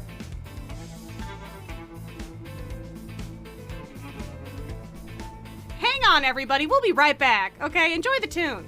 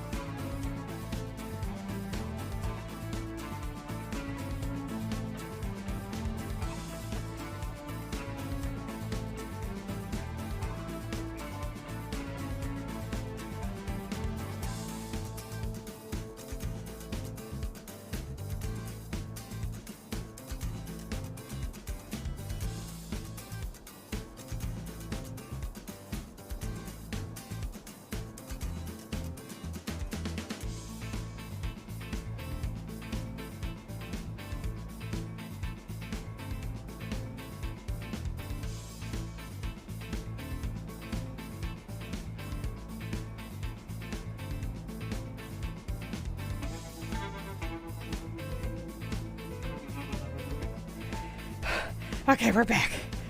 Sorry about that, everybody. That was Kipo. She's got long nails. We have to trim them, and they're too long right now. So she keeps getting stuck in, like, fabrics or anything her nails can get sunk into. And she was, like, stuck in the couch, like, on my little chair. And her nail got snagged in there so deep, and she was yanking it in the wrong direction. It's like one of those things where the cat's going forward, but you need her to go backwards to get the nail out. She's okay. She's okay, though. She's like a little piece of Velcro, She's okay. We got her out. So it's just like she kept yanking it in the wrong direction, I think she got stuck in the chair or something. No, she was like glued onto it though, and she was twisting herself up trying to get out. Yeah, time to trim the claws. We misplaced our nail clipper and went to look around for it. Anyway, welcome back, everybody. Hey, have you seen my wallet? Let me think. I just saw a boy. Okay, very slow, thank you. Excuse me. Welcome. What do you need? They changed some of this. The prompts now, like the interaction prompt was orange. I'm looking for a kid instead of like the named standard blue. Did they change it to where it's like actually giving me like who I'm supposed to talk to in what order? Because if that's the case, thank God. Thank God. This isn't difficult. This is just like a tedious interaction trying to find your wallet and stuff. Never seen him. It's downtime hangout sesh with Aerith. Man, thanks. And giving you a better sense of direction in this little ordeal is a welcome change. Where did he go? There he is. Throw your sword! Kill him! Mister! Get him! Get him! Whoa! This kid's pretty fast. Hey, what's the deal? He's gone. Yeah, sorry. I'm really not that quick on my feet. You had no intention of chasing him.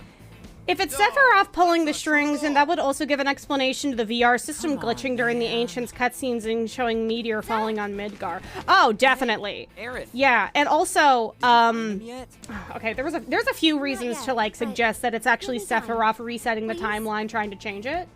And again, makes sense because literally, like the last we saw Sephiroth, he's in the live stream. He's like has control over the live stream because you know, again, that he's got that strong bitch willpower. And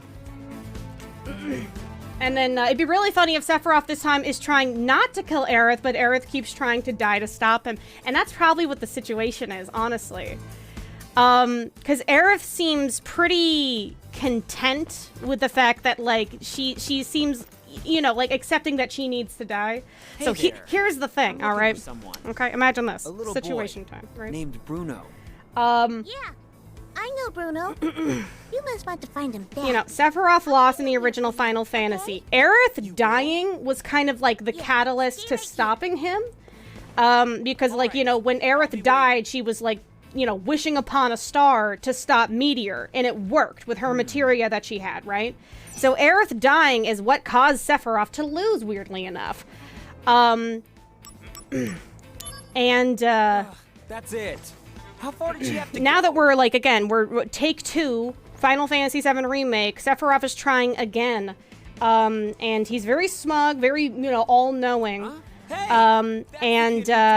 know, same with Aerith. Aerith is also connected to the live stream. You know, because she's an ancient. She can communicate with it, similar to Sephiroth.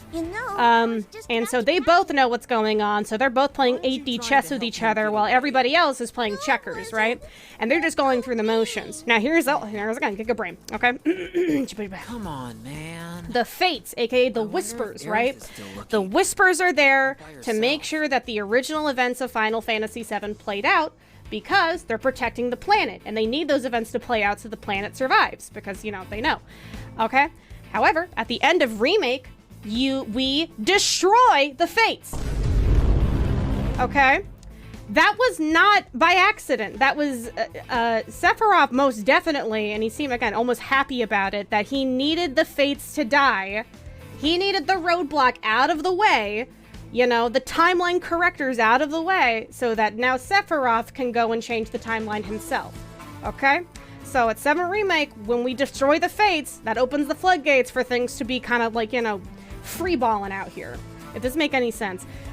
So, basically, at the end of Remake, we kind of fall into Sephiroth's little plan to wipe the slate clean so that now he can pull the strings and start doing, you know, live stream timeline fuckery. And again, another setup is that Sephiroth needs Aerith to live in order to succeed time around, right? Aerith knows that she needs to die in order for them to succeed in beating Sephiroth. So that's why Aerith is kind of gung-ho, and she's like, "Now, all right, I like, again, content with dying, because that bitch knows." So, I think that's what's awesome about it. The bad guy needs somebody to live in order to win, but the good guy knows that they need to die in order for them to win, you know? Ty standing in front of her mystery board with the red strings and everything right now. Well, there's good reasons to suggest it, because, like, it's not completely out of the blue either. There's plenty of precedent in the original 7 that sets up these kinds of things. Again, like the general power of the live stream, how Aerith's death was the catalyst to the gang, you know, stopping Meteor and winning. And the fact that both Sephiroth and Aerith in Remake seem to understand, like, what's happening and the bigger picture and all of this. And the Fates, the Whispers, again, are a planet defense mechanism to make sure that the planet survives, and they need the original timeline to play out too. Sure, I'll help you. Know? Bruno, you said? But I think Aerith knows that, like, you know, once they defeated the Fates, that they were opening up the timeline for anything to happen, you know? Where did he go? There he is! Hey, mister! I mean, if Aerith doesn't die, the group doesn't have the conviction for the ending of the game. Yeah, exactly. Got away. So that's why I think the remake projects are, again, giving kind of this false sense of security that, like, oh, shit's different this time around, Aerith is going to live, and you're kind of anticipating that. And then, plot twist, no! Aerith dying is all a part of her plan. She kind of knows that. There was no chance. Like, there's even a scene in 7 Remake, you know, that's extra, where you talk to Aerith while she's being held captive in Shinra. You know, and she basically has, like, a little, you know, live stream communicator heart-to-heart with Cloud, basically being like, don't get attached to me. Don't worry about it. You know? Did you find him yet? No. But give me more time. I'll find him. I have such a strong feeling that Cloud's gonna turn on the group, because, like, why else is Zack coming back? Yeah, that's the one thing I'm not really sure about either. Because, again, I can have a sense of, like, what I think the Grandmaster plan is for Sephiroth at the very least. I don't really know where Zack comes into play in this, and how the ending of, like, again, Zack surviving, quote-unquote, how that's going to affect the events moving forward. It's a big mystery. You know, again, as far as I know, you know, Reunion here, again, is to kind of catch up people on Zack's story and, you know, his time in Soldier. And from my understanding, the ending of this game is not changed. So I don't know what the implications of that for the future, because, like, I know in Remake it alludes to it. It does change, so I'm not really sure what to expect here. There's no need to look so worried. It's just bad luck. Hey, why don't we look together? Service, thank you for the 2121. Welcome back. Thank you so much for the Prime. I'm not gonna yell at What if Zack has to help Aerith to get killed by Sephiroth to make it extra painful? I mean, that might be it, though. That's the crazy thing. We're not really sure what the plan is. All I know and what you can expect, because the... Oh my god, looks like she has, like, dark eyeliner on. Let's go look. Oh my god. Aerith Goth glow up? But we still have no leads.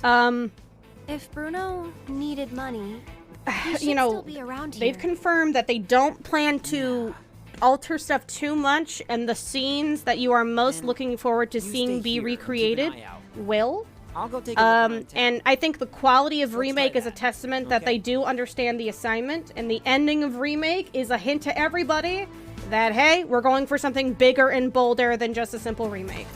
And again, the 7 Remake timeline is supposed to complement the original, not replace it.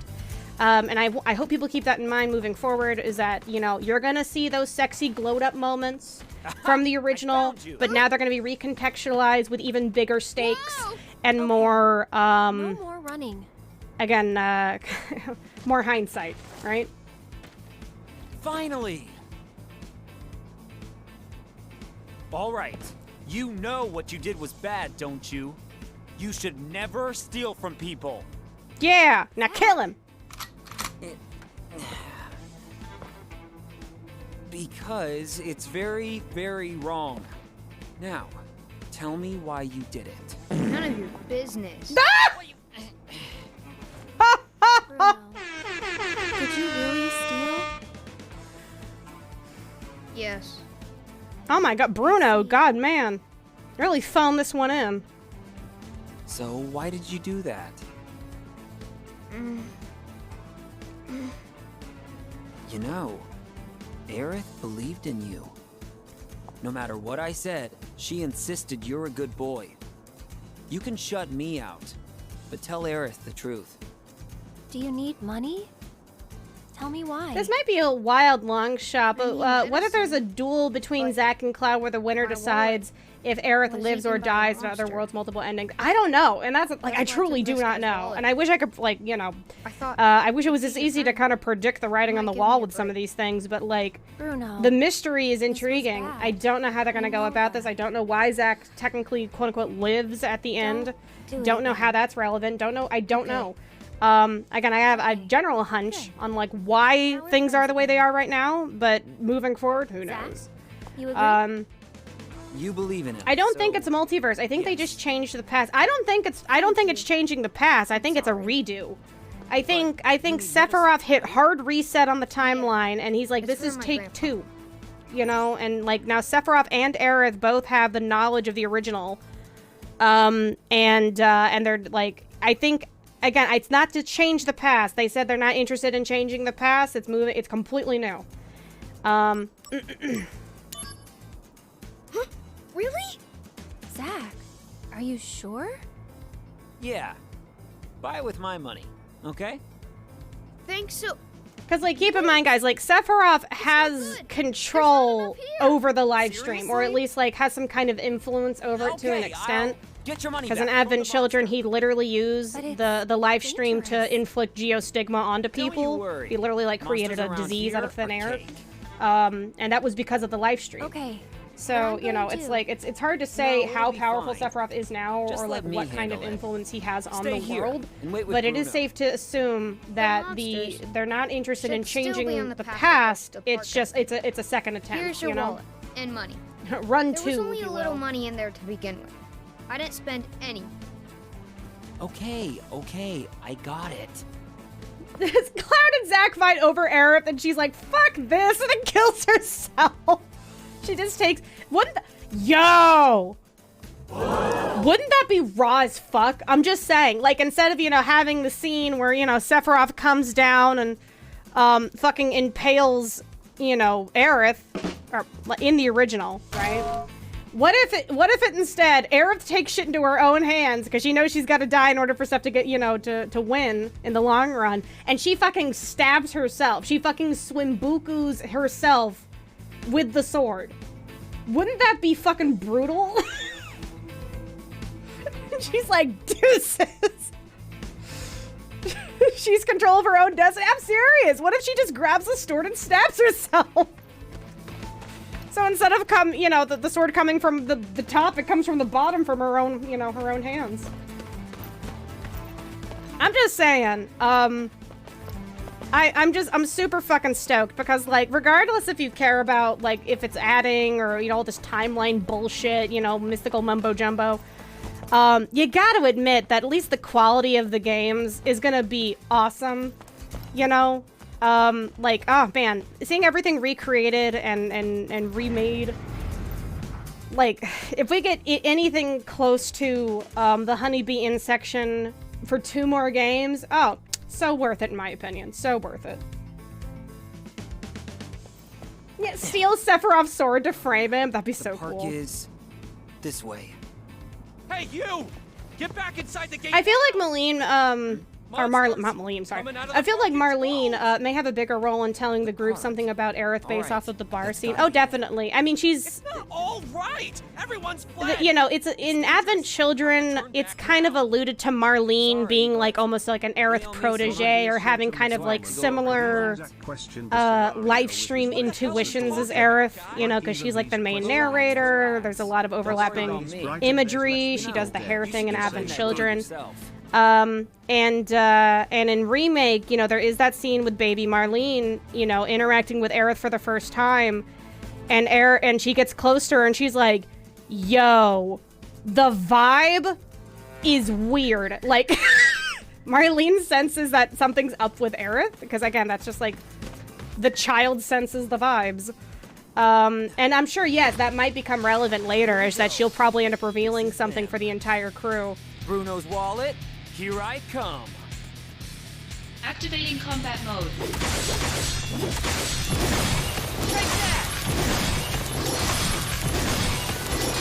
Spin, helicopter. Anyway, guys, welcome to the Final Fantasy VII Remake, tinfoil hat hour. Nothing is off limits. Rebirth is coming out soon. Isn't that exciting? Pam, thank you for the $1 saying, probably sort of meta moment, but even Zach questioned the scenario with his, wait, what was all, what was that, all of them? Like, even he's questioning what happened, the sky is bright and there's less people dead, this ain't right. Yeah, it's so hard. I think, like, Zach's inclusion is the wild card to me. I really can't say why they let him live and, like, what's his relevance to the new remake, you know, timeline or whatever. But we'll find out eventually, you know?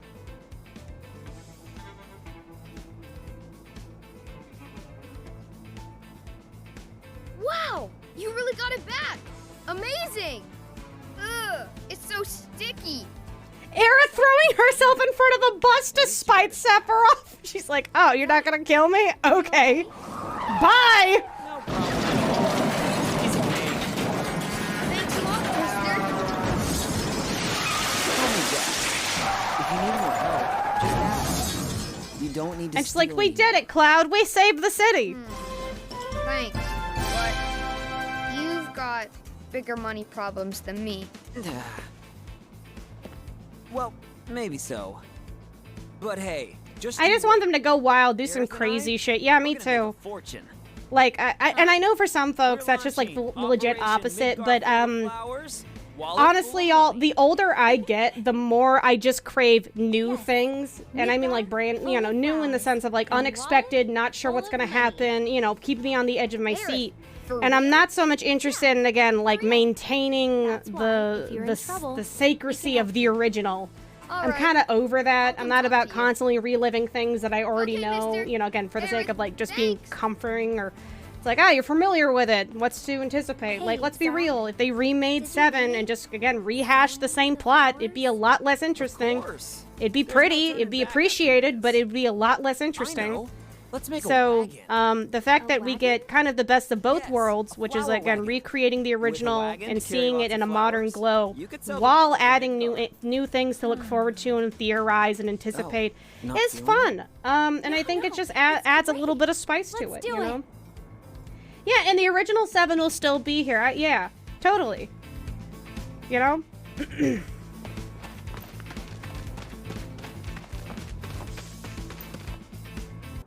I cannot wait for Sid. I need to see how they handle him.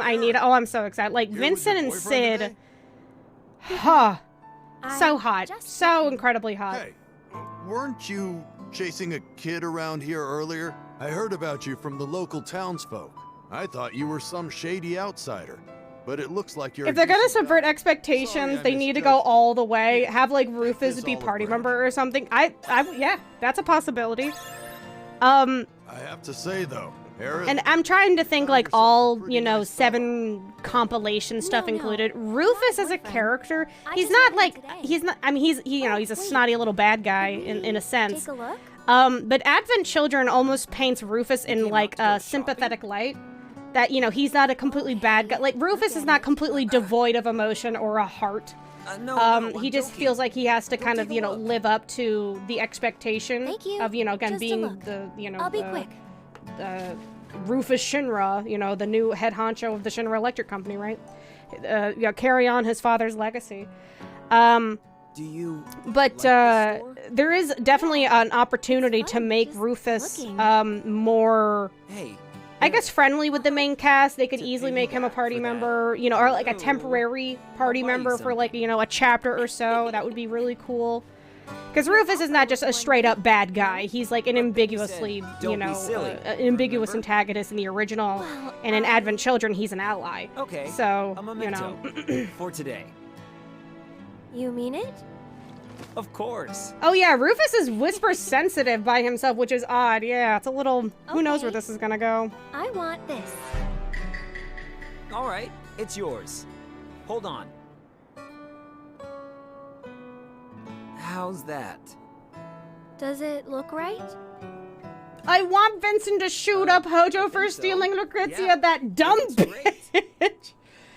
Vincent's gonna be so cool, especially seeing his new monster forms. Because in the original 7, like, Vincent wears more than just, like, has more than just, like, one monster form. I guess so. Why? Wanna go to the park? Hey, that sounds like a date. Yeah. Sure. Let's go right now. Come on, let's go.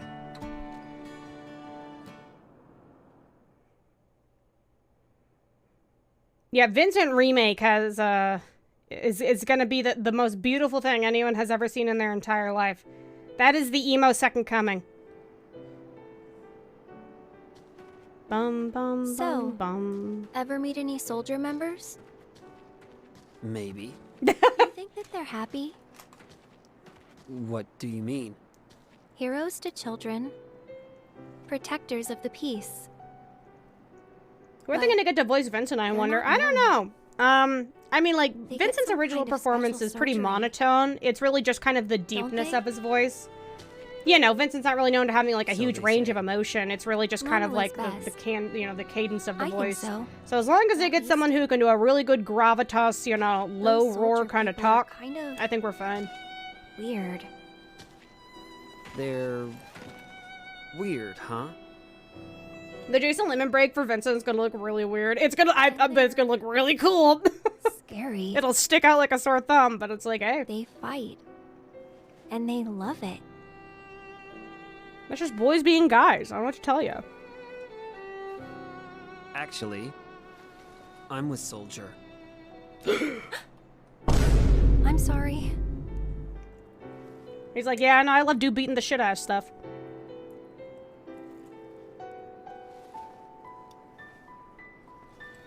I am the golden saucer. Oh, that's gonna be that's gonna take up like 10 hours of the game. I can already tell. The face? The eyes. You like them? Then take a closer look. Eyes infused with Mako energy. A Soldier trademark. Looks like shit. I joke. This is a really cute scene. Color of the sky, right? I mean, they're green. Uh-huh. But not scary at all. They're not as blue as they were in the OG, honestly. They're Things not haven't popping been as much. normal at all lately. What about you, Aerith? How's your life going? I was thinking it would be a normal day. But then suddenly, some guy fell out of the sky. That's not all that bad.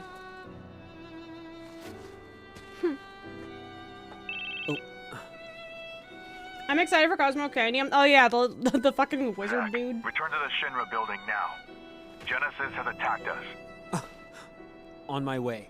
Once again, Genesis popping I'm sorry, off. but duty calls. Well, I guess I should get going then. Honestly, from what I've seen with the Will voice I work in this game, see you I think again? there's a little less Of effort in course. voice directing than you'll see in 7 Remake. I hope 'Cause that from what I your saw in friend's the okay, intermission Zack. DLCs, Huh? that sounds fine. Yeah, I think it might have just been a matter of localization budget where they either just didn't have a director or they had one that was like the first time on the job or something. I know that now. Because that makes a huge difference. You know, because obviously, like, Remake's budget would have a lot more money set aside for the localization over something like this, which is a re-release, you know, of an existing project. You know, this, like, Reunion probably got the fraction of a budget Remake did. Who knows? It's hard to say, but yeah, you can definitely expect the quality of Rebirth to be fine, you know?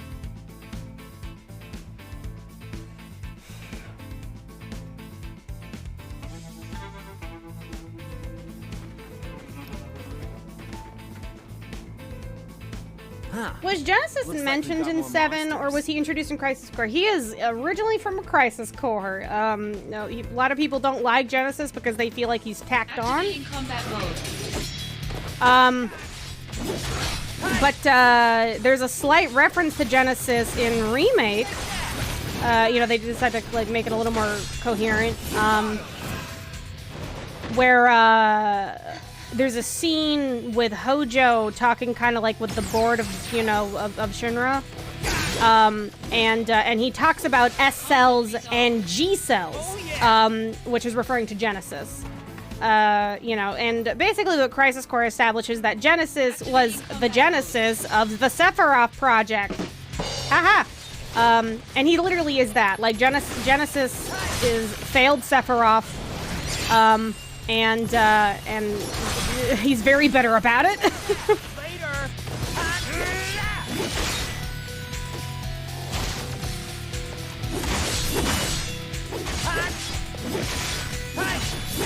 Conflict resolved. Oh yeah! Because I believe the difference between Sephiroth and Genesis was like the genes themselves. Again, it was like kind of a prototype of Genova cells, right? It's a form of Genova cells that they used to make the perfect super soldier. And Sephiroth was conceived, or at least Lucrezia, his mother, was the one who had the S cells infused with her and then carried Sephiroth to term, and he was born, you know, from someone who had the cells already. Versus Genesis, who was tested on, I think, after birth. He didn't, like, you know, they gave it to him as an infant, and because of that, it's like it was a failed experiment because, you know, he wasn't birthed by somebody who had the genes. They were added later, if that makes sense. I can't remember the details of it. Yeah, he's literally the Sephiroth prototype, you know.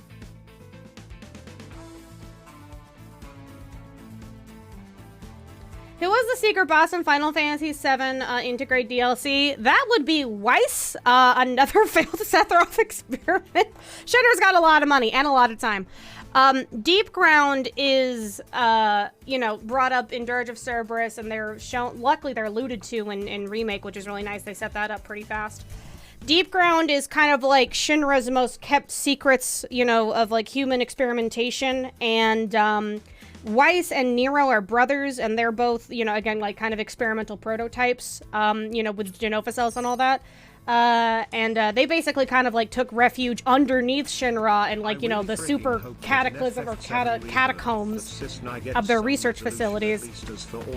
So yeah, Weiss is also something added in Dirge of Cerberus, but again, in the context of the Seven Universe, he makes perfect sense. It would make sense for Shinra, the evil corporation, to have, like, you know, buried secrets of other human experiments that are, you know, similar to Sephiroth in power, but, you know, not nearly as quote-unquote perfect as him. Yes, I'm out of here. I fucking hate it here.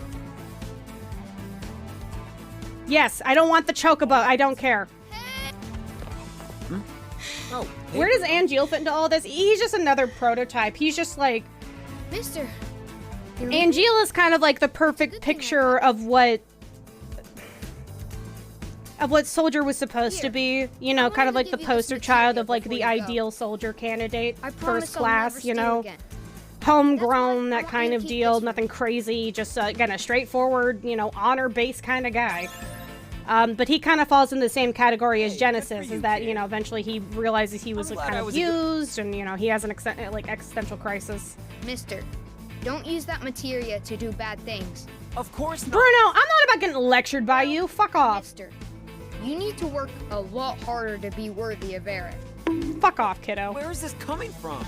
Between you and me, I'm pretty sure Aerith is really sweet on you, mister. Well, I'm rooting for you. Yeah, Angeal was technically another success. Yeah, I can't remember exactly. I believe Angeal successfully fused with, like, the G cells, but not the S. Like, Sephiroth is one of a kind, you know, that's kind of the thing, and everybody else is either, looks like I gained a like, lot of trust. their cells work, but they're not as powerful, or, like, you know, they have power, but the cells cause them to, you know, degrade, and they die faster, that kind of thing. Like, they got the life expectancy of, like... you know, a potato chip or some shit. There's a bunch of details in it. But one thing that does kind of piss me off, though, when it comes to naysayers of, like, anything new in, like, the Seven Universe or anything like that, or all the things that, like, an Advent Children or Dirge of Cerberus is stupid, it doesn't make fucking sense, blah, blah, blah. I think all of that's a bunch of...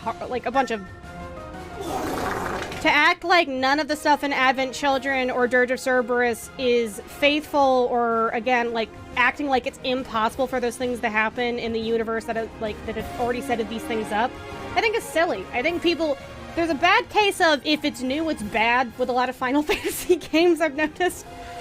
And the original Final Fantasy sets up so much when it comes to Shinra and the live stream, and again, has some pretty insane shit happening with it, where, like, you know, there's a giant meteor being summoned from the sky to smash the planet, you know? And the follow-up to that with Advent Children, like, people are like, what the fuck, this doesn't make any sense, how does this work? And I'm like, Geostigma, or, like, Remnants, you know, or things like that, and I'm like, I don't know. It's really not that much of a stretch with some of the stuff that happens after the original 7. Like Advent Children and Dirge of Cerberus. Like, those additions make 100% sense in the universe that they've already set up. It would make sense for Shinra to have, like, human experiments that they've kind of buried underground. You know? It's like, it's a fucking giga corporation with, like, endless money and power, and of course they would probably have other human experiments similar to Sephiroth hiding out somewhere. You know? And, like, once Shinra collapsed, Deep Ground just literally buried themselves to kind of create their own little society. So, And I'm glad that Remake introduces them earlier. You know, again, they allude to Deep Ground in Remake. Obviously, Integrate goes full force and shows them. And same with Advent Children of like the whole Geostigma shit. It's like, I don't know. I get kind of annoyed when people act like goofy shit added in Final Fantasy is out of the blue, or something only modern Final Fantasies do, when the original Final Fantasies always had goofy ass shit. Or at least, again, like suspension of disbelief, mystical mumbo jumbo, you know, massive, you know, like just crazy stuff. Like, it's been kind of a mainstay for a lot of things, you know? And just because, like, it wasn't explained before doesn't mean it's impossible for it to be there now, you know? There's only one new thing that I don't like about 7, and that's the meta ghost cannon keepers to Remake. That's mostly because it feels like a lamp shading to me. Oh yeah, I can understand that. It's literally meta commentary, though. And for me, I can kind of, like, wash the Fate things away again as another planetary defense mechanism. You know, because, like, in the original Final Fantasy VII, what does the planet have just kind of chilling around? The weapons! The big-ass fucking weapons! The ruby weapon, all that kind of deal. You know, the things that you can fight, those massive giant things floating around just for willy-nilly. That's the planet. That's the planet's little defense, you know, league. And I don't think it's much of a stretch to say that the Fate Whispers, as goofy as they fucking look, because they do look like a bunch of, like, you know, a herd of trash bags, I don't think it's unreasonable to assume that the Whispers are just another form of planetary defense. So again, similar to the Omega weapon in Dirge of Cerberus, and again, similar to the other weapons in the original 7. I do admit, though, they do look goofy as fuck. The whole meta commentary of them is also a little funny. But yeah, I don't know why, like, so many people are just, like, just can't buy certain things with combat mode. Acting like the original Final Fantasy VII was so grounded in reality, you know? When it never was. I mean, for God's sake, you go into a fucking pyramid to find the black materia. It's ridiculous. Sephiroth needs to find this little orb so he can summon a bigger orb to smash the even bigger orb.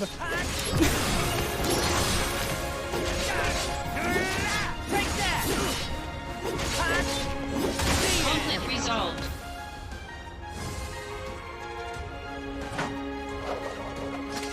Oh yeah, gotta run.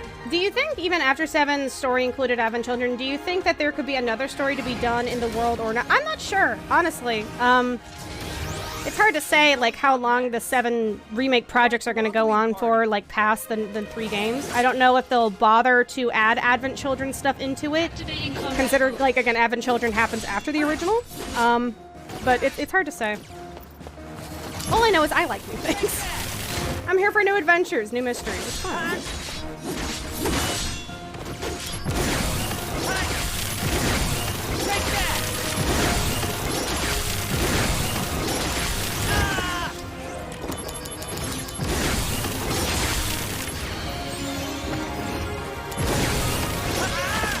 Okay, I need to switch her on my... Let me give you a hand with the flowers. No, it's fine. These are cool. These new DMW little Seriously? Because before these were just like old text, now they're all voiced. It's really nice. Oh, healing wave, bet. You're in for it now. Good luck. Thanks.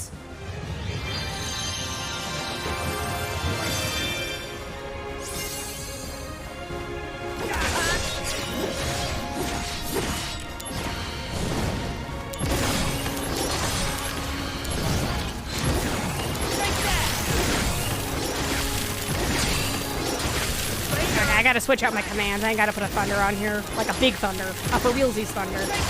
There we go. Oh yeah. That's enough. I'm in a hurry. I understand the concern of too many cooks, but all prequels and sequels for everything give those vibes. The compilation of 7 isn't even that bad compared to, say, Star Wars. I agree. I think it's super, it's pretty consistent. The quality of the games are up for debate. Like, Dirge of Cerberus is definitely a snooze to play, but to act like the things that happen in Dirge are, like, impossible in the original 7 context, like, I don't buy that. I don't. Combat mode. You know?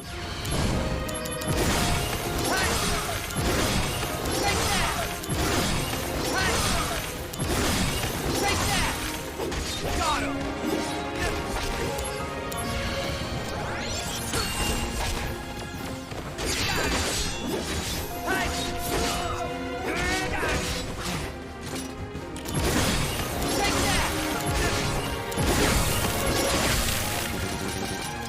Alright, I'm out of juice. Fire.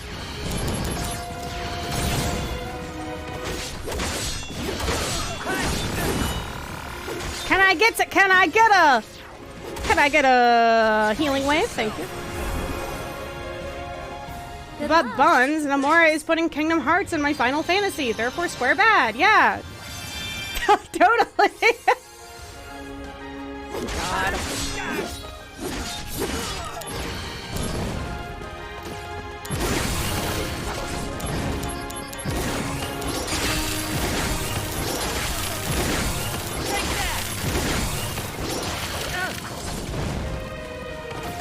Also, that's one thing, and I hate to constantly be on the fucking defense league, but you can be an actually person for my sake around here, fellas. There are so many interviews confirming this. This is not a matter of, like, speculation or anything. The person who was pushing the most for the original, or for Final Fantasy VII Remake and the projects to be as faithful to the original as they can while adding new stuff, it was Nomura. Nomura was the one who kept pushing for it. Nojima, the writer, was like, I'm sure coming up with some crazy ass shit, but Nomura was the one being like, he was the director at that time, so he could call the shots and definitely have influence on certain things. He was like, we should probably be more faithful, you know? I'm just saying, if there's a guy who understands how to adapt anything, okay, and like kind of, you know, put a new special flavor on it, it's the guy who takes fucking Disney films and turn them into anime games, okay? Hate to be that bitch, but it really bothers me. There's so many interviews saying that. Okay, hold on. Let's give me a little oh, I'm silenced. Okay, great.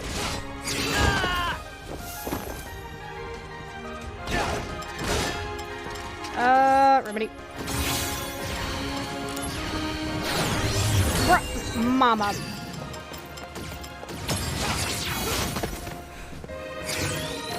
Okay, hold on. We got two. Let's load them up. Good luck. Thanks.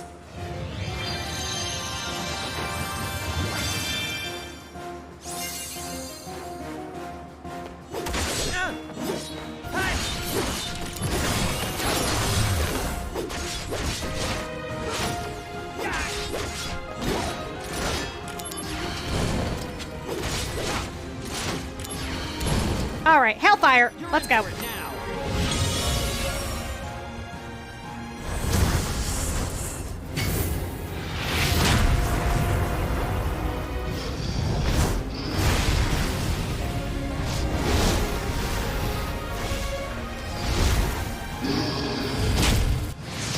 Bada bing.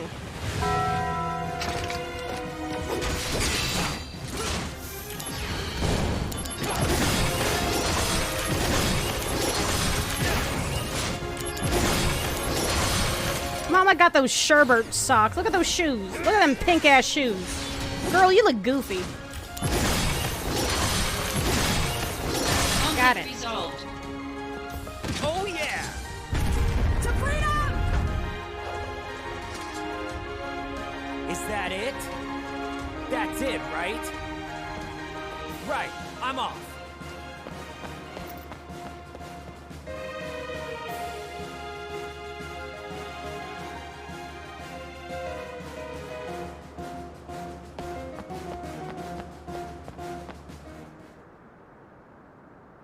Here he comes, ha! Flappin' Flotsam, what's that? I need your help. Do you?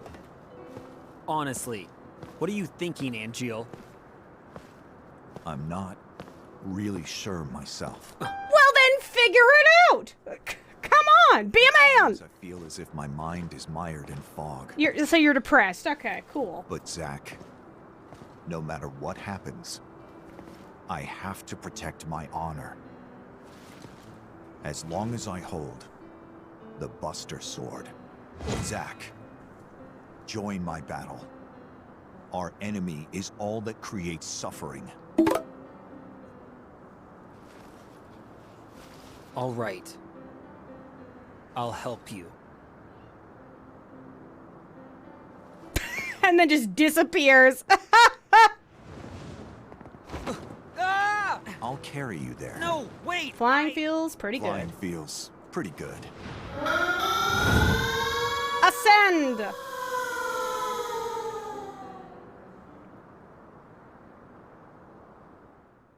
So how do these bitches fly with one wing? I'll admit, that is something you can blame Nomura for. Because, like, out of all the things, especially with Crisis Core, his credits were just character design, and the wing most definitely has been a thing for him. I mean, he added the fucking one wing in Advent Children and Kingdom Hearts, you know, when Sephiroth makes an appearance there. So, yeah, you can blame the one wing thing on Nomura, most definitely.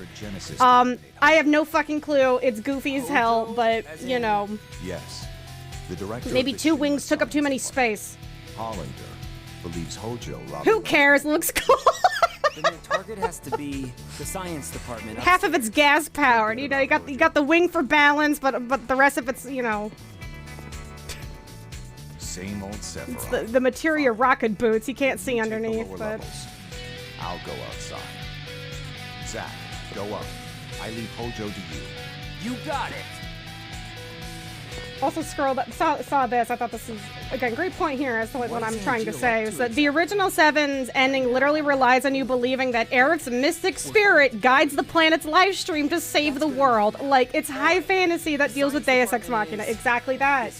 So that's why, like, with the whole suspension of disbelief with, like, new things added, like, come on, give it a break.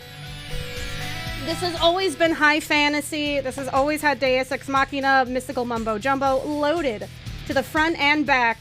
It is not a far reach to say it's happening again, you know?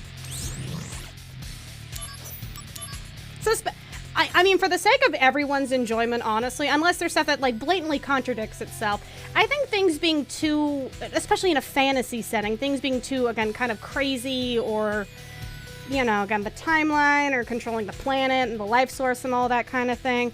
I think for a lot of folks, for the sake of your own enjoyment, suspension of disbelief is fantastic. It's great. You can have so much fun if you just buy into the fact that, yeah, that's possible. You know, there's not a lot of blatant quote-unquote contradictions where one character says, hey, that's blue when it's actually red. You know, I don't think you're not going to find a ton of abundance of those in 7. So everything else, just like let yourself have fun. And I see so many guys, like people like that online, who are just so hell-bent on me like, oh, that's not possible because that's silly and doesn't make a lot of sense because that's not possible, blah, blah, blah, something power limit. And I'm like, I don't know, guys, like, you know, I think you're missing the point. Oh yeah! Conflict resolved. It's a loaded grilled cheese sandwich. It's cheesy, but so delicious. Yeah, it's camp. It's got a lot of camp, you know? But a lot of flavor. So much flavor. So much cheese. Bursting at the seams. I don't know. Maybe this is just because, like, I'm getting older, and the older I get, the less interested I am in being, like, a snarky, that's not logical or that doesn't make sense kind of person. Like, no fucking shit, it makes sense, you know? Like, technically none of this stuff's actually, quote-unquote, realistic or possible. That's the point. It's that so we can have these outlandish stories without being, like, having our feet nailed down to the ground to prevent us from doing anything, like, you know, crazy looking.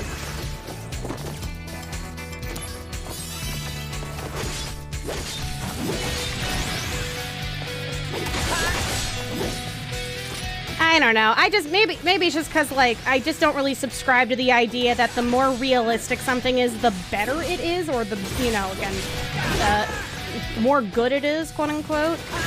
I think the more outlandish, the better in some cases, especially, you know, again, if it works tonally. I really just think it's a matter of execution, you know? Oh, wait, what am I doing? I really need to switch on my shit. Hold on. Do you mind, sir? Mr. Moth Slasher.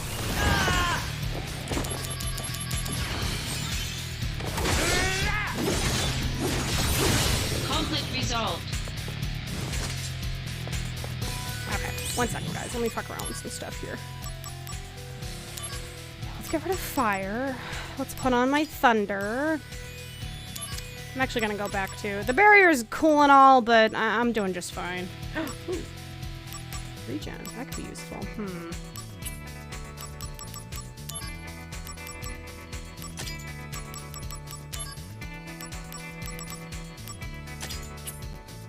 Neil deGrasse cough Neil deGrasse Tyson. Yeah, that man can't have anyone have anything. It's like, oh, I'm here to come ruin that funny, goofy thing with you with a big old smack of realism. Yeah. It's like reality exists in reality. Can we have like art and fantasy and like imagination live in imaginary ways? Like, come on. Let's entertain it for the sake of fun.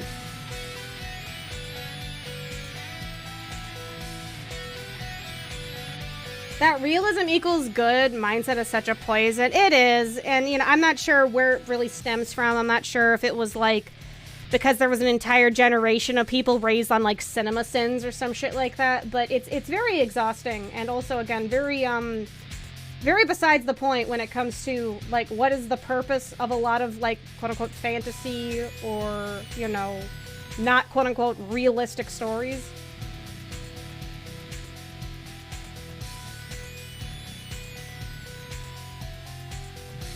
Spons, I loved your Thrillville video. Thank you. Thank you for being here. Realism has killed art. Well, I'm just saying, it's like, I don't know why people just fight nail and tooth for it. It's just our tooth and nail for it. Because, like, God, we're surrounded by realism. There's no escape from it. God damn, is there no escape for realism? And that's, like, the whole point of a lot of, like, games, art, movies, is to escape realism. So forgive me if I'm more accepting of things that are, again, not really realistic or, again, throwing in Deus Ex Machina, superpowers or, timelines and, time travel kind of shit for the sake of having a cool, entertaining story with a lot of thrills and, exciting moments. You know what I'm saying? The older I get, the more forgiving I am of those things, the more understanding I am for the sake of entertainment and for the sake of, like, is the media succeeding in the feeling it's trying to provoke? And if it does, awesome. And that can come from realism. If you want a game that's like, again, has its head shoved in the mud, like all the way, spoon-feeding realism to the max, Last of Us 2. There's some realism for you. How cheery is that? Or just The Last of Us in general. That is a series married to realism. It, wears it on its sleeve. It's not being shy about it. And it's not really there to, provoke a lot of happy emotions. Now is it?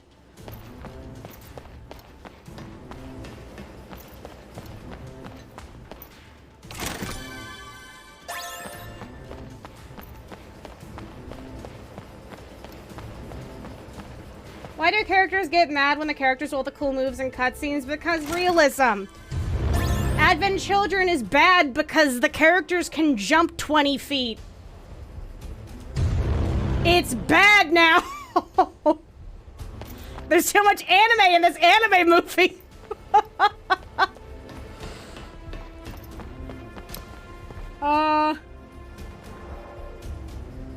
But Bonds, I was never explained in the original 7, so it can't possibly happen. Thank you, Reacher, for the $1. Also, Odd, I'm so sorry I missed this earlier with the 56 saying, woo, Crisis Core. Welcome in. Also, Shadow, thank you for the $1. Oh, man, I missed a lot of these. Holy shit. Saying, I really freaking hope that the 7 Rebirth, that Cisne gets some resolution, at least for all of the 7 characters in the mythos. I feel Cisne deserves the most resolution for plot. Lucretia, though, she can be shattered into a million pieces. Fuck her. Yeah, honestly, her little crystal tomb can be shattered to high hell for all I care. But yeah, Cisne getting some kind of closure would be awesome.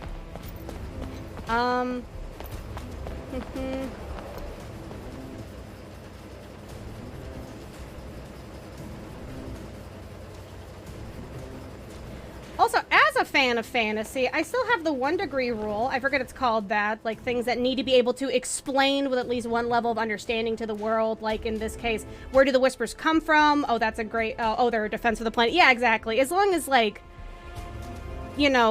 people... Suspension of disbelief works because it has to make sense in the rules of the universe. That's why I think Kingdom Hearts gets away with a lot of shit, because the smartest thing Kingdom Hearts ever did was not over-explain itself. It kept so much mystery in how any of this shit's possible, what the fuck is up with the key. Like, they didn't... Nomura made a very smart decision to not over-explain Kingdom Hearts 1. He just gave you the bare essentials to understand, like, you know, the main story, and then, you know, 20 years later, he's able to build off of that and add more context and rules to the universe to, again, set up more kind of outlandish scenarios. That's a smart thing to do, is to not tell the audience too much, so that when something does happen, it runs the possibility of contradicting pre-established rules. That's number one rule when it comes to just, like, writing anything fantasy-related or that's not grounded in reality. You have the opportunity to make your own rules. Don't break your own rules. If you don't write rules, you can't break anything. So, you know, that's like... that's kind of how it works. And I think in Seven's case, they don't break the rules. You know, they not, like I was saying, like, they don't have a situation where a character is like, hey, that's blue when it was originally red, you know? Professor, that's what I'm talking about. Just don't contradict yourself. Oh, hey, Hojo! Hey! It's the Stink Man. Okay, before I interact with him, hold on, I gotta do a few things. He's gonna be like, I'm going to test you, blah, blah, blah, blah, blah.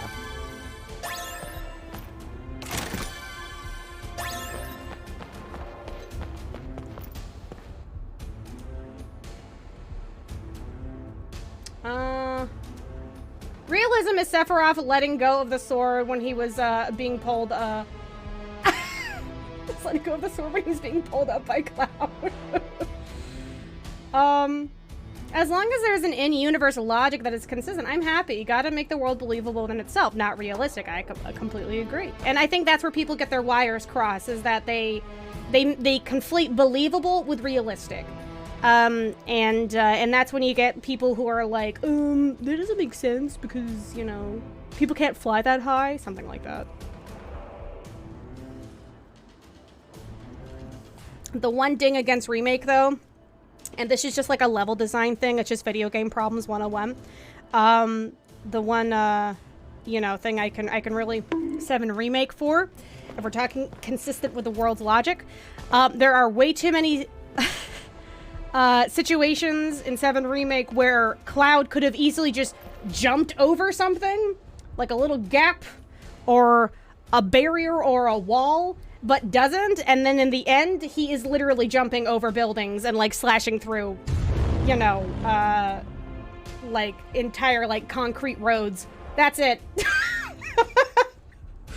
And again, that's a video game problem. That's like the level design not making sense with the fact that the character can jump 20 stories without a problem. Alright, let me hit the save really fast. Junks they take stamina. He's gotta save it up. He was powering it up the entire time for like 5 days. Media literacy is at an all-time low. It sure is. I mean, literacy is at an all-time low. I feel so bad for these pandemic kids. A lot of kids that... You please be quiet. Oh, here we go. Hey, the building is under attack by Genesis. Their target might be you, Professor. He's like, oh, whatever. And so, you are my protection? Anyway, can you come with me, please?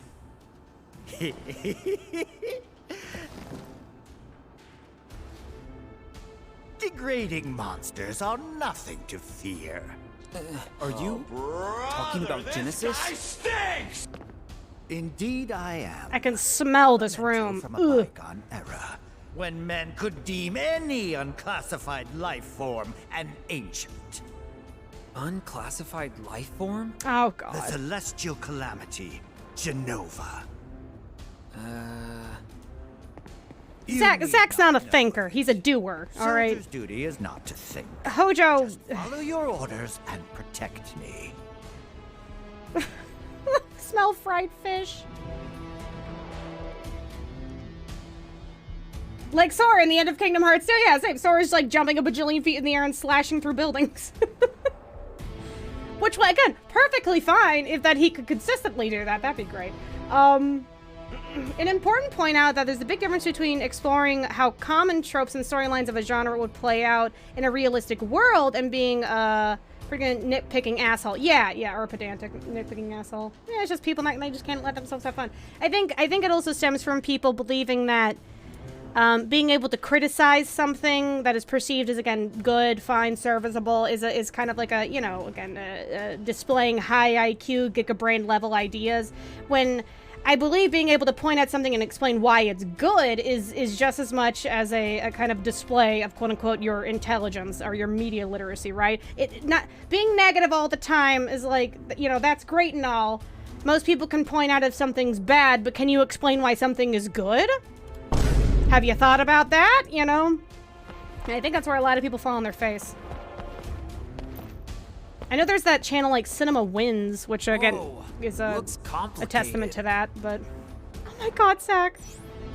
Push the button! What's that noise? What you just did was release test sample monsters onto the lower floor. Monsters? Yes! Too ferocious to be of any use. I was about to get rid of them. Such timing. I charge you with their disposal. What, me?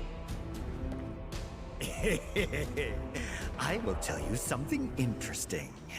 The detention cells on 67 are being used to store items. The monsters you just released each hold a key for those item storage cells. Those storage cells may be holding some use if you're interested. However, how you take the key... Honestly, I don't find that very interesting at all. Wow, he's not impressed. Even if you fail, there is no need for concern. After 3 minutes, a tranquilizer gas will be released. Did you hear me? If you dispose of the monsters within 3 minutes, I will not report that you were responsible for the accident. Okay, sounds good. All right, now we're interested. Tranquilizer gas, you said? You won't need to worry if you finish within 3 minutes. This will be a good test to see if you truly are Soldier. Bet. Bet.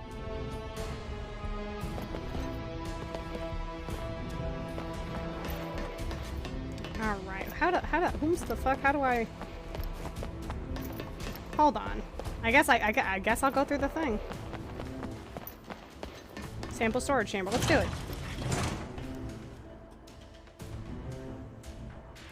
Life got a bit more enjoyable for me when I started imagining the CinemaSins ding after every weird criticism about realism of a piece of media online. I'm serious though. It's given a lot of people brainworms, and also it kind of sucked the joy out for a lot of folks. And soldier pride is at stake. Come.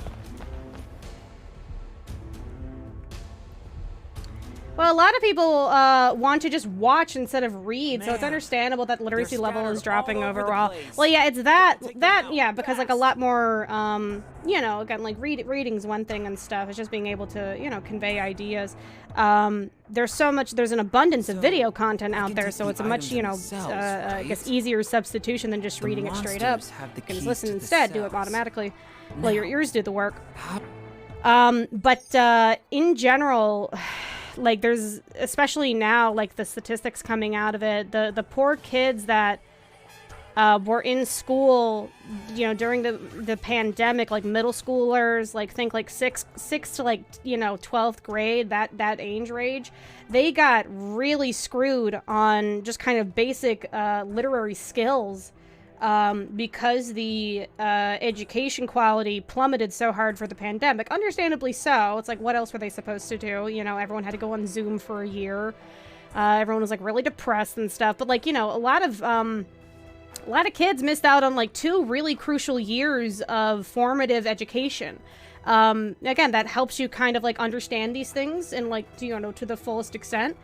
We're gonna feel that, and I think we are feeling that a little bit with how dumb some of these kids act, you know, or at least like seem to either not being able to comprehend certain things. There's that famous clip of like, what's his face, Aiden Ross, who's like a Zoomer influencer who couldn't even read the definition of fascism correctly. Activating combat mode. And that's coming from someone like me, you know, again, who also has a problem reading.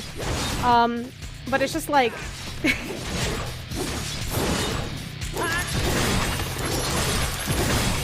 I forgot. We have speed. We have to do this fast. Oh yeah! Woo, okay, run. There you are! Activating combat mode. Bring it on! It's the lack of critical thinking and consuming whatever opinion is said online. Yeah, well, it's just easier. You know, it's hard to think for yourself. It's also very hard to filter your own thoughts without conflating them with somebody else's, like, you know, wide-spoken opinion. I make the mistake of doing that a lot, too. There's a lot of people's opinions who I trust for the most part, you know, people I believe who know what they're talking about. And, you know, if I don't personally know about it, I kind of rely on their thoughts to kind of gauge how, you know, the general consensus on things. And, like, I sometimes lose my own opinion in the process, you know what I'm saying? There you are! Activating combat mode.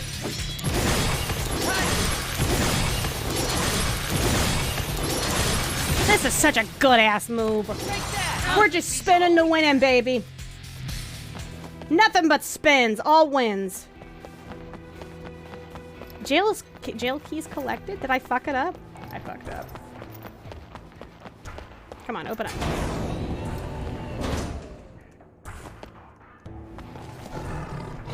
There you are! Activating combat mode.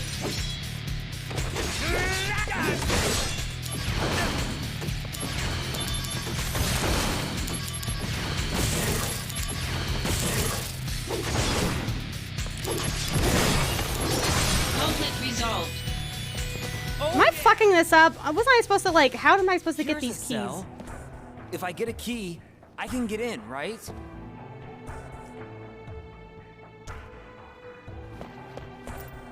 Did I fuck this up?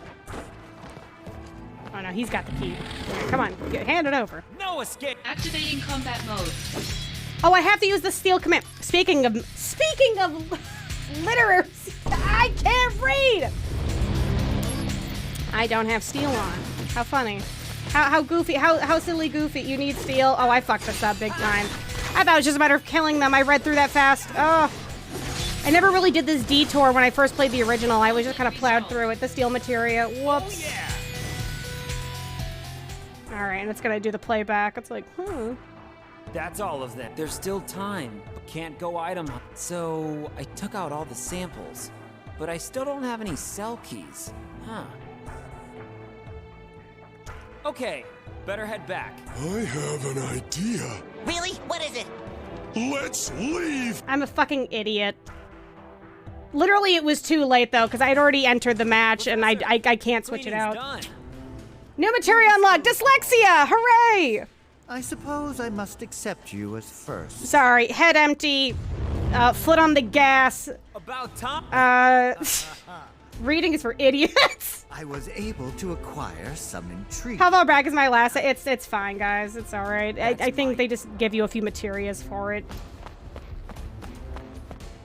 You seem purposeless. Wow. Well, no. I have a purpose. I thought you said I would have some visitors. Are you prepared to sacrifice your own life to protect this great intellect of mine? Well, I... Come on, hit me with You it. can count on me. Come and get it is what I say.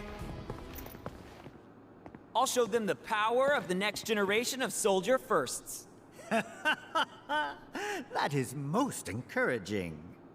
Don't lose against some failed project by a second-rate scientist. Oh? Well, look who's here. Oh god, he's gonna monologue.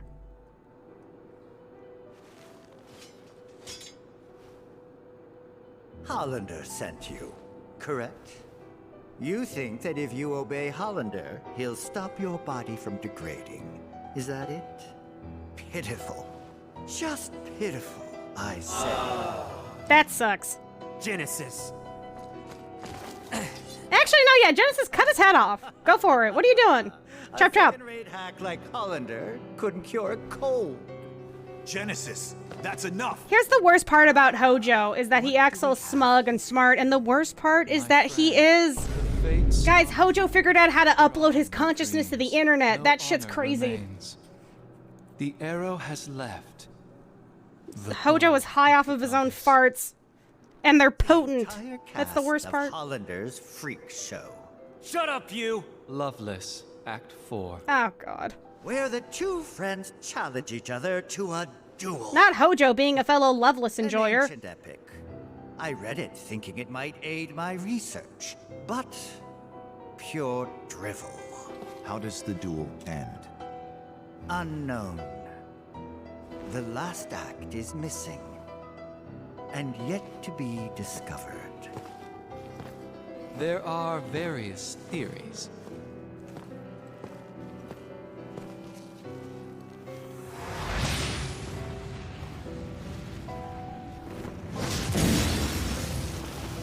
All right. Property damage, cool. The mysterious gift of the goddess. What is the meaning behind it? For us. It's apples, Genesis. It's dumb apples. The ancients were talking about fruit. Hey! Hold it, Genesis! And they're like, the gift from the goddess. It's this good fruit from the trees in nature. Dumbass. I prefer to believe Chadley figured out how to upload consciousness to the internet and Hojo stole it. That is a fantastic theory. I'm subscribing to that. Hath endured torment to find The the gift from the end goddess, of the homosexuality. journey in my own salvation and your eternal slumber. He's summoning again! He's summoning again! Oh, wow, okay, the delivery on that. Wow, that was rough. Zach, I leave this to you. Huh? What? You can do this. Trust me. Thanks, bird dad. Don't leave me here! Stop! Come back! Aerith is like, hey! Aerith? Listen, can I call you back later? I have some company. This is such a cute scene. Holy fucking shit, here it comes. Big gold boy. Holy cannoli. Flap and blossom, what's that? Don't keep your guest waiting, she says. Okay. It's fine, it's fine. All right, we have Aerith Juice. Locked and loaded, baby. Activating combat mode. Okay, first things first. Top off. Top off. Top off. Pop off.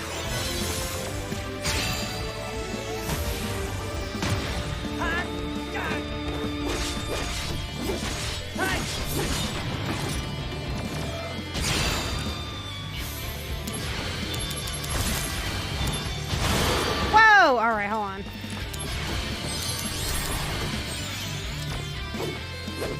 Come on, target.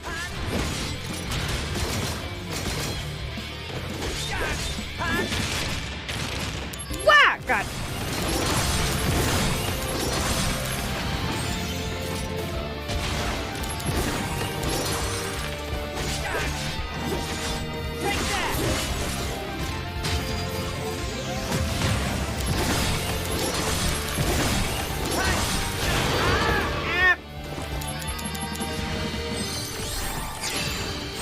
Alright, we got Endure. We got a little juice. We got a sip. Got a little taste of fruit. Let's go. Okay, reduce on lightning. Gotcha.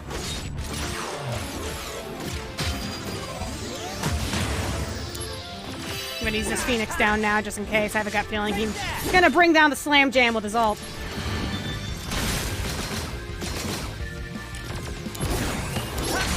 Okay, he's just, oh man, he's just magic resistant in general. Sick. All right, can I get some Lucky Star up in here? Can I get a waffle? Can I please? Oh, that's not doing jack shit. All right, ow, this is gonna hurt, baby. This is gonna hurt.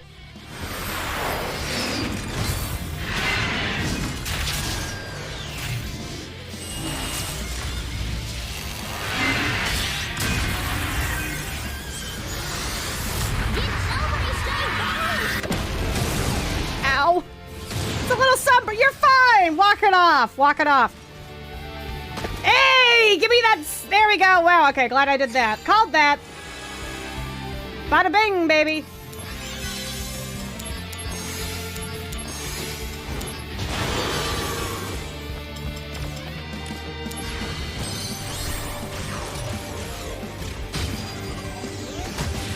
Well, we dying.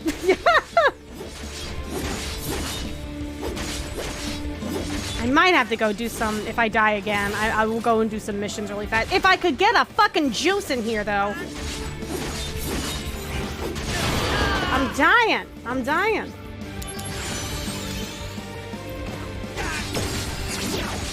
There we go. Let it break up. All right, healing wave. I'm gonna pop it. Bringing out the big guns. Good luck. Oh yes, that made sense in the 7 universe. Aurora, why? Is that good luck? Oh please God. Oh now I can't let you down. Mama, why?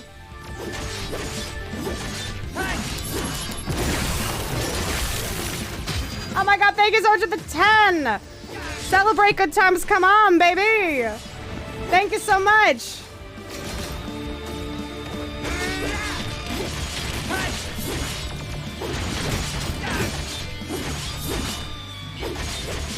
Have fun, thank you! Woo! I'm feeling the power. I got the juice flowing.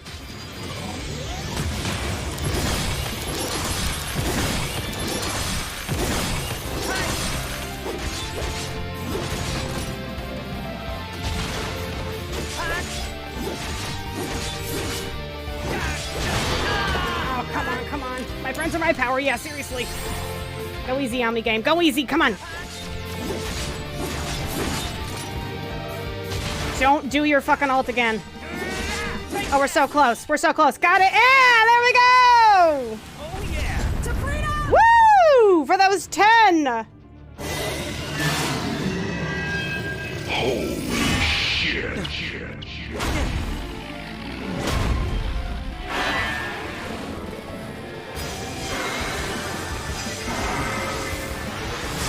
Resolve. Sure. Also, Nixies, thank you so much for the 5 months of the resub. Appreciate that. Sorry I missed that earlier. And then I got Aurora with the 10 gifts, so thank you so much. As per usual, you're such a blessing. If you guys got a gift sub, please be sure to give Aurora a big thank you. Go. Congrats on being the sub gifter with that.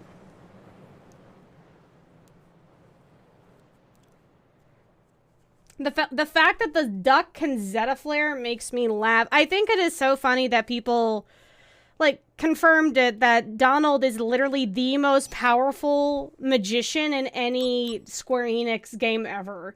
Which is, I think, the funny, incredibly funny, and also very fitting. Let's do this one. Give ourselves a little break here.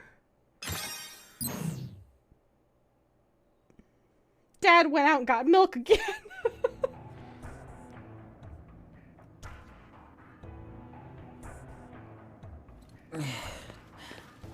Come on, pick up. Who are you calling? Also terrifying. I just can't seem to get a hold of him. Oh, haven't you heard? Word is, Sephiroth has shut himself inside the data room. In the data room, communication devices are strictly prohibited. It's no wonder you can't reach him. I'll tell you who's got some high literacy. Apparently. Sephiroth. He's That man be researching the reading in history this of the game. Shinra Science Department. Oh. Aerith, what's up? Question. When are you going to make it for me? Make what? No! Oh no.